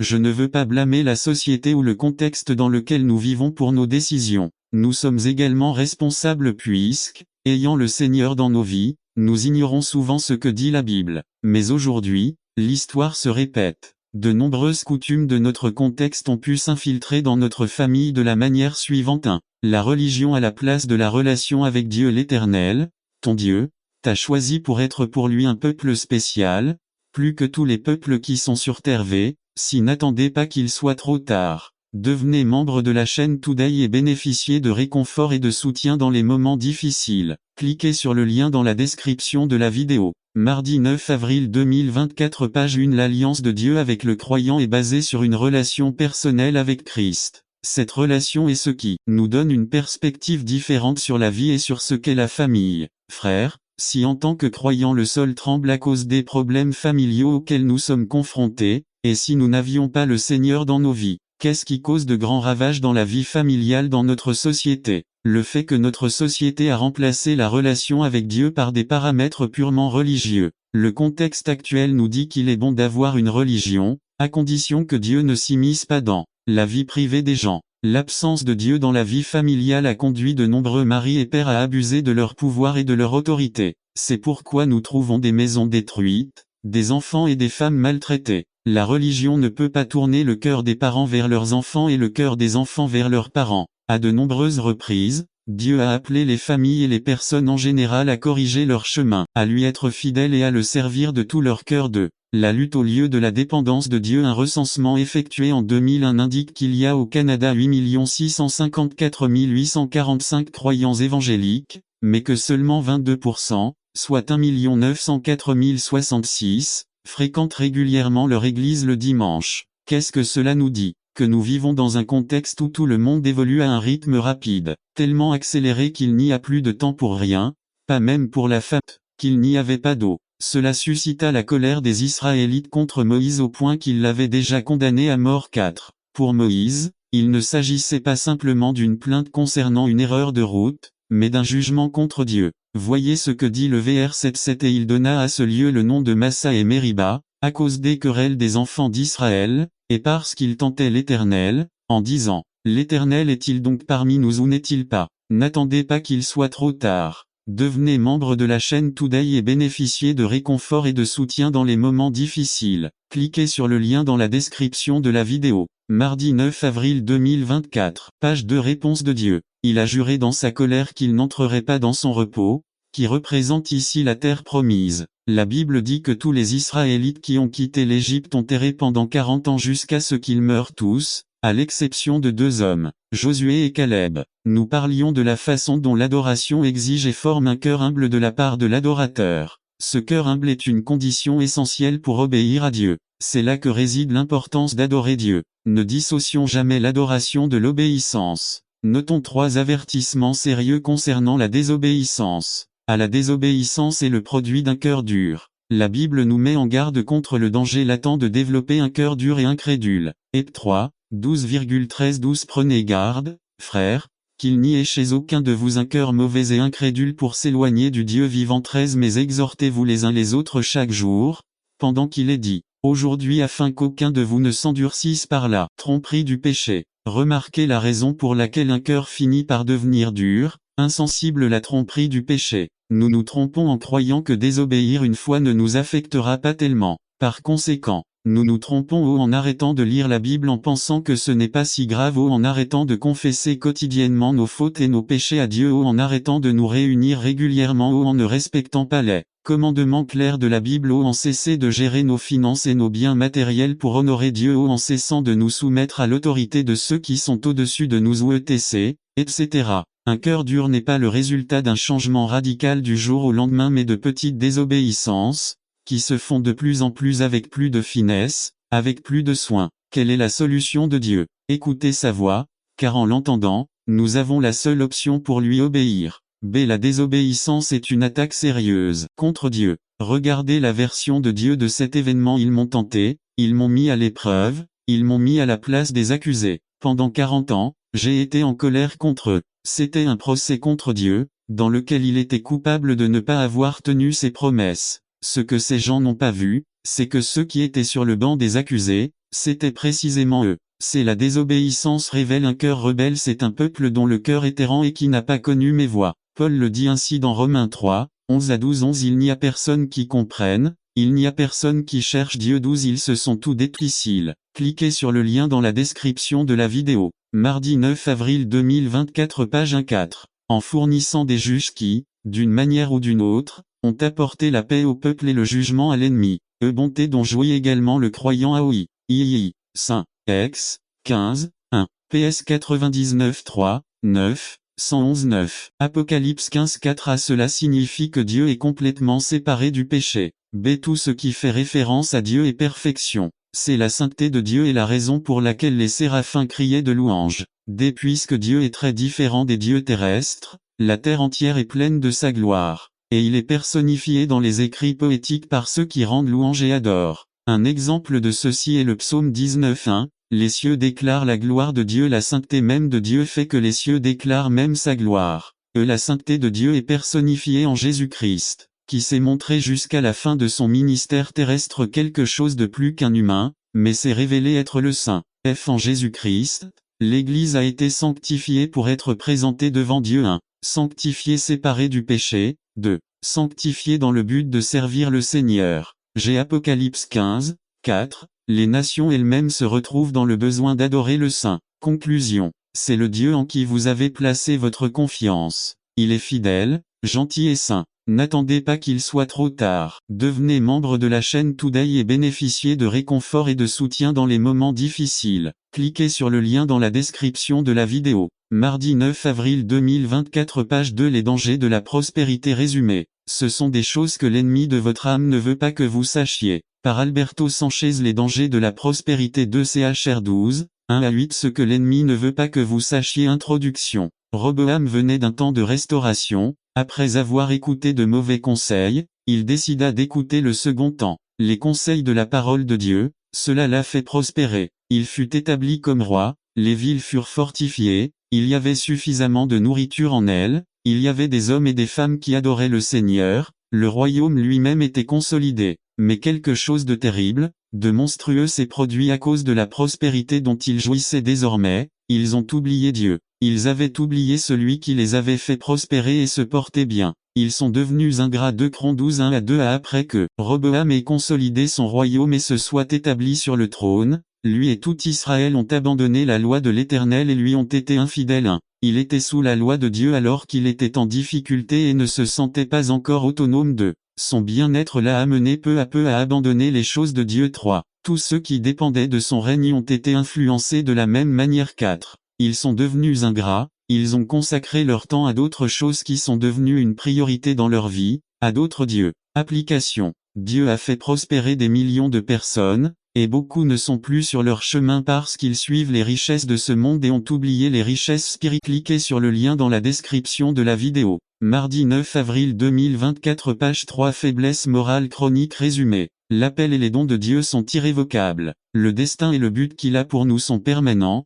Mais notre désobéissance peut annuler ses meilleurs plans. Par Ama Fernandez Chronique de la faiblesse morale Pasteur Ama Fernandez Lecture 1 Samuel 2, 22 à 25-22 Élie était très vieux, mais lorsqu'il apprit ce que ses fils faisaient avec tout Israël et comment ils couchaient avec les femmes qui montaient la garde à la porte du tabernacle d'assignation 23 il leur dit, « Pourquoi faites-vous de telles choses? J'entends tous ces gens parler de votre mauvais comportement 24 Non, mes enfants, car ce n'est pas une bonne nouvelle que j'entends, parce que vous faites pécher le peuple de Jéhovah 25 Si un homme pêche contre un autre, les juges le jugeront, mais si quelqu'un pêche contre Jéhovah, qui priera pour lui? Mais ils n'écoutèrent pas la voix de leur père, parce que le Seigneur avait décidé de les faire mourir. Introduction. Élie a été le chef d'Israël pendant 40 ans, c'était un homme honnête, il n'a volé personne, ni pratiqué l'adultère et Dieu a été avec lui pendant longtemps. Quand Anna a pleuré devant Jéhovah pour sa stérilité, c'était à cause de la parole d'Élie selon laquelle elle conçut et eut un fils nommé Samuel. Cependant, dans la maison d'Élie, il y avait un problème. Il n'exerçait pas son autorité de père ou de prêtre, bien qu'il réprimande gentiment ses enfants après que leur témoignage ait été endommagé. Le cœur de ses enfants s'était déjà endurci et cela lui coûta très cher prix élevé. I3 Erreur d'Élie 1 Il était trop tolérant et il a permis à ses fils de servir dans le temple et de prélever des offrandes sur les sacrifices qui appartenaient à Dieu. B Il a permis à ses enfants de commettre la fornication aux yeux de Dieu et du peuple. C Le serviteur de Dieu doit savoir corriger. 2 Il était trop timide à l'âge apporte une faiblesse physique mais il ne devrait pas entraîner une faiblesse spirituelle. B Élie a montré une faiblesse et un manque de maturité spirituel. C Il est regrettable qu'il ait été disqualifié pour cause d'épuisement. 3 J'agis trop tard quand Élie a grondé ses enfants, il était trop tard. N'attendez pas qu'il soit trop tard. Devenez membre de la chaîne Today et bénéficiez de réconfort et de soutien dans les moments difficiles. Cliquez sur le lien dans la description de la vidéo. Mardi 9 avril 2024 page 1b Je pensais que j'allais leur obéir parce que j'étais prêtre. C Ces enfants ont eu un impact sur la nation avec leur mal. Ils le sont pour notre bénéfice. Un Dieu tient les dirigeants responsables. Les fils d'Élie étaient des hommes méchants. Samuel 2:12 Les fils d'Élie étaient des hommes méchants et n'avaient aucune connaissance de l'Éternel. Cependant, celui à qui Dieu a parlé était Élie. Élie était crédité des péchés de ses enfants. Dieu demande des comptes à toute autorité. Nous ne pouvons jamais forcer nos enfants à devenir chrétiens, mais nous avons la responsabilité de les taquiner et de les discipliner lorsqu'ils font une mauvaise chose. Dieu peut annuler ses promesses. Dieu a changé la bénédiction d'Élie en malédiction. 1 Samuel 2, 30, 33-30 C'est pourquoi dit l'Éternel, le Dieu d'Israël.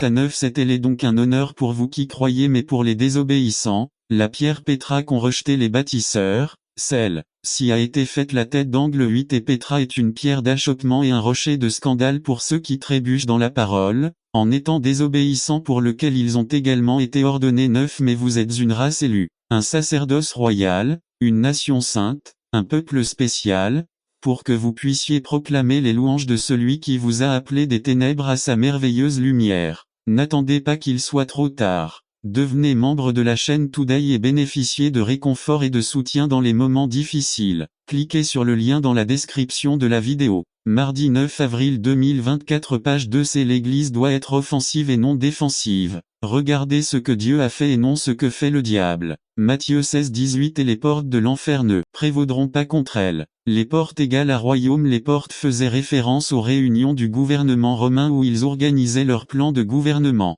Lorsque les portes de l'enfer se rassemblent pour parler de vous, c'est votre mauvais jour. Éphésiens 6, 13 Prenez donc toutes les armes de Dieu, afin que vous puissiez endurer le mauvais jour et, après avoir tout accompli, tenir debout. Dès chaque porte a une clé. Les clés sont un symbole d'autorité. Luc 11-52 Malheur à vous, experts en loi, car vous avez pris possession de la clé de la connaissance. Vous n'êtes pas entrés vous-même, et ceux qui voulaient entrer ont été bloqués. Si vous représentez le royaume, vous servez le royaume, vous appartenez au royaume et vous vivez une vie digne du royaume. Beaucoup de chrétiens ne connaissent pas les clés du royaume. Royaume sont et opèrent selon l'agenda du diable. Ignorance. Illustration. Portez un porte-clés avec de nombreuses clés et demandez s'ils connaissent ces clés. Le porte-clés. Pour porter les clés est dans le verre, votre croix. Suivez-moi 25 Car celui qui veut sauver sa vie la perdra. Et celui qui perdra sa vie à cause de moi la retrouvera. 26 Car à quoi sert-il à un homme de gagner tout le monde et de perdre son âme? La récompense qu'un homme donnera-t-il pour son âme? Donnez votre vie quotidiennement, mourrez à vous quotidiennement, recherchez quotidiennement sa volonté. Contre le diable il n'y a aucune autorité humaine, il n'y a aucune pensée positive qui puisse le contraindre sauf les clés des royaumes. Dieu vous donnera les clés mais il ne les utilisera pas. Exodus 14, 14 à 18 14 Restez tranquille, car l'Éternel combattra pour vous. 15 Mais l'Éternel dit à Moïse, pourquoi me cries-tu? Ordonnez aux Israélites de bouger. 16 Et toi, levez ton bâton, étends ton bras sur la mer et divise les eaux, afin que les Israélites n'attendent pas qu'il soit trop tard. Devenez membre de la chaîne Today et bénéficiez de réconfort et de soutien dans les moments difficiles. Cliquez sur le lien dans la description de la vidéo. Mardi 9 avril 2024 page 3 Le traversé sur sol. Sec 17 Je vais endurcir le cœur des Égyptiens, afin qu'ils vous persécutent. Je vais me couvrir de gloire aux dépens de Pharaon et de son armée, de ses chars et de ses cavaliers. 18 Et quand je me serai couché membre de la chaîne Today et bénéficier de réconfort et de soutien dans les moments difficiles, cliquez sur le lien dans la description de la vidéo. Mardi 9 avril 2024 page 1 Prairie, et mouton dans sa main maintenant, l'accent est mis sur notre petitesse évidente. Le culte a pour valeur ajoutée la reconnaissance de qui nous sommes réellement devant le Créateur, des créatures devant le roi,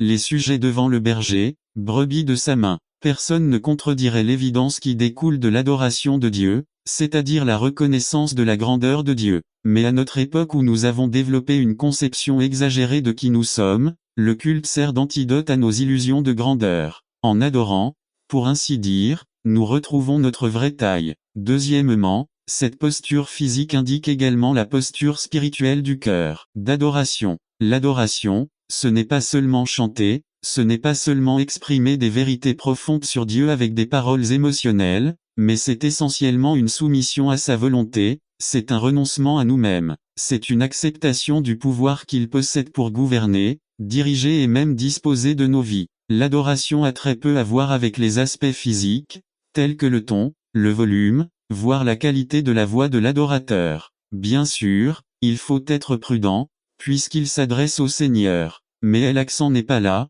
car le Seigneur a plusieurs fois déclaré à son peuple, « Ce peuple s'approche de moi de sa bouche et m'honore de ses lèvres, mais son cœur est loin de moi et sa crainte de moi ne l'est pas plus qu'un commandement des hommes qui leur a été enseigné. » Isaïe 29, 13 Les cris, les applaudissements, les instruments, le volume élevé, les mains levées, la beauté des paroles, etc. sont également inutiles, si notre cœur, ce qui est au plus profond de notre être, n'est pas soumis à la volonté de Dieu. Et comme il est facile d'adorer Dieu superficiellement, c'est pour tout cela qu'il est de la plus haute importance que chaque fois que nous nous trouvons dans un moment spécifique de culte, que ce soit en privé ou en congrégation. Nous nous concentrions sur ces deux aspects à reconnaître que nous sommes devant quelqu'un infiniment supérieur à nous, cela mérite toute notre attention. Et B. Que nous disons au lauréat qu'il a tous les droits et tous les pouvoirs pour gouverner complètement nos vies. 2. Nous devons adorer le Seigneur avec un cœur obéissant. 8 à 11. Si vous entendez sa voix aujourd'hui, n'endurcissez pas votre cœur, comme à Mériba, comme au jour de Massa dans le désert. 9. Là où vos pères m'ont tenté, m'a testé et a vu mes œuvres. 10. Pendant 40 ans, j'ai été mécontent de la nation, et j'ai dit 11 dans ces versets. David rappelle à ses lecteurs un événement bien connu des Israélites, un événement de la plus haute importance. C'est l'occasion qui a marqué le destin de millions de personnes qui ont quitté l'Égypte avec l'espoir d'une terre promise de Dieu. Cet événement est enregistré dans Exode 17. Les Israélites arrivèrent à un endroit initialement appelé Rephidim. Une fois arrivés sur place, ils se sont rendus compte qu'il n'y avait pas d'eau. Cela suscita la colère des Israélites contre Moïse au point. N'attendez pas qu'il soit trop tard. Devenez membre de la chaîne Today et bénéficiez de réconfort et de soutien dans les moments difficiles. Cliquez sur le lien dans la description de la vidéo. Mardi 9 avril 2024 page 2-18.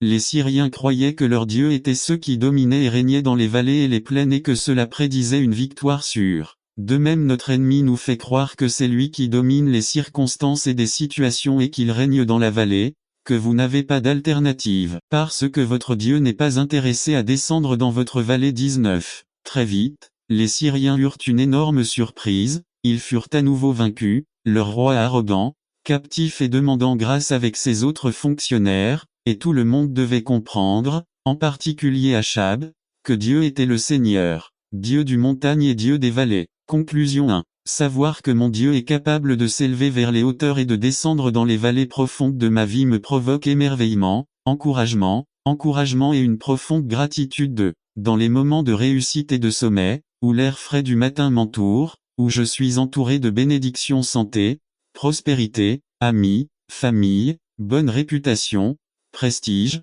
confort, ordre, décisions bien prises, révélation spirituelle. À mes côtés il sourit, tout en m'encourageant à continuer de grimper vers de plus hauts sommets dans mes moments de défaite, d'échec, de chute, de déception, de maladie, de dépression, de perte, de découragement, d'incompréhension, de silence et de solitude. À mes côtés il pleure, pendant qu'il me tend la main et me dit, « Maître, voici avec vous car je suis le Dieu des montagnes mais aussi des vallées, attendez, faites confiance et vous saurez que je suis votre Seigneur. » 3. Non seulement dans les montagnes tu peux trouver de la verdure et de la vie mais aussi dans la vallée. Psaume 23:4. Tu traverseras la vallée et ressortiras de l'autre côté et en chemin il t'accompagnera. 4. Souvenez-vous aussi du mont de la transfiguration. Matthieu 17:1-21. Pierre fut ébloui par la gloire qu'il éprouva sur le mont, il suggéra à Jésus de faire 3 tentes, tant où tenait et qu'il serait très bien de y rester en permanence. Pierre venait de voir le Dieu des montagnes dans toute sa splendeur et sa gloire. Ce que Pierre ignorait c'est qu'il fallait que son Dieu des montagnes devienne le Dieu des vallées car un enfant possédé par un démon amené par un père désemparé attendait et les disciples restés dans la vallée n'avaient pas pu le guérir. Voici une belle révélation. Vos expériences en montagne devraient vous aider à vous confronter à vos expériences en vallée. 5. Ne croyez pas les Syriens lorsqu'ils déclarent qu'ils gouvernent dans la vallée, ils ont tort, votre Dieu est le Dieu des montagnes comme il est des vallées. N'attendez pas qu'il soit trop tard. Devenez membre de la chaîne Today et bénéficiez de réconfort et de soutien dans les moments difficiles. Cliquez sur le lien dans la description de la vidéo. Mardi 9 avril 2024 page 3. Comment la justice de Dieu se perd. Résumé. L'Esprit du Seigneur manifesté dans la vie du croyant par des pensées et des actions pures par Carlos Camarena Salté et Otard.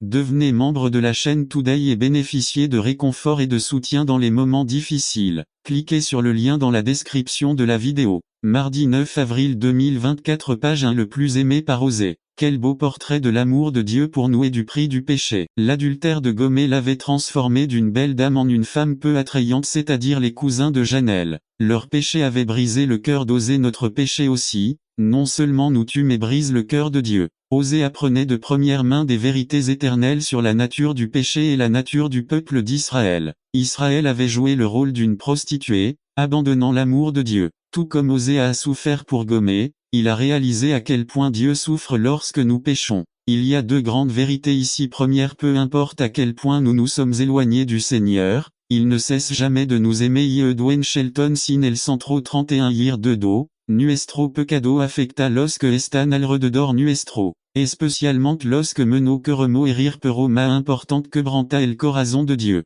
Notre péché lui apporte une grande douleur et nous détruit. Ce qui est étonnant dans tout cela, c'est que Dieu continue de nous aimer. Tout comme Osée qui n'a jamais cessé d'aimer Gomé qui l'a blessé à chaque pas qu'il faisait. Dieu ne cesse jamais de nous aimer. C'est ce que signifie le mot grâce, c'est la faveur imméritée de Dieu. Mais Dieu nous montre son amour, en ce sens que, alors que nous étions encore pécheurs, Christ est mort pour nous. Romains 5:8 racontait l'histoire d'Osée demandant toujours si quelqu'un l'avait vu, toujours enquêtant, ayant finalement entendu parler d'une vente aux enchères d'esclaves portant le peu qu'elle avait, traversant la foule pour se rendre devant pour voir si elle était là. N'attendez pas qu'il soit trop tard. Devenez membre de la chaîne Today et bénéficiez de réconfort et de soutien dans les moments difficiles. Cliquez sur le lien dans la description de la vidéo. Mardi 9 avril 2024, page 2. Tout à coup, il lève les yeux et la voit. Ses yeux se remplissent de larmes. Il l'avait enfin trouvé. Gomé faisait partie des déchets humains à vendre ce jour-là. Je veux qu'il comprenne que l'amour d'Osée était un amour actif. Il a continué à chercher jusqu'à ce qu'il la trouve.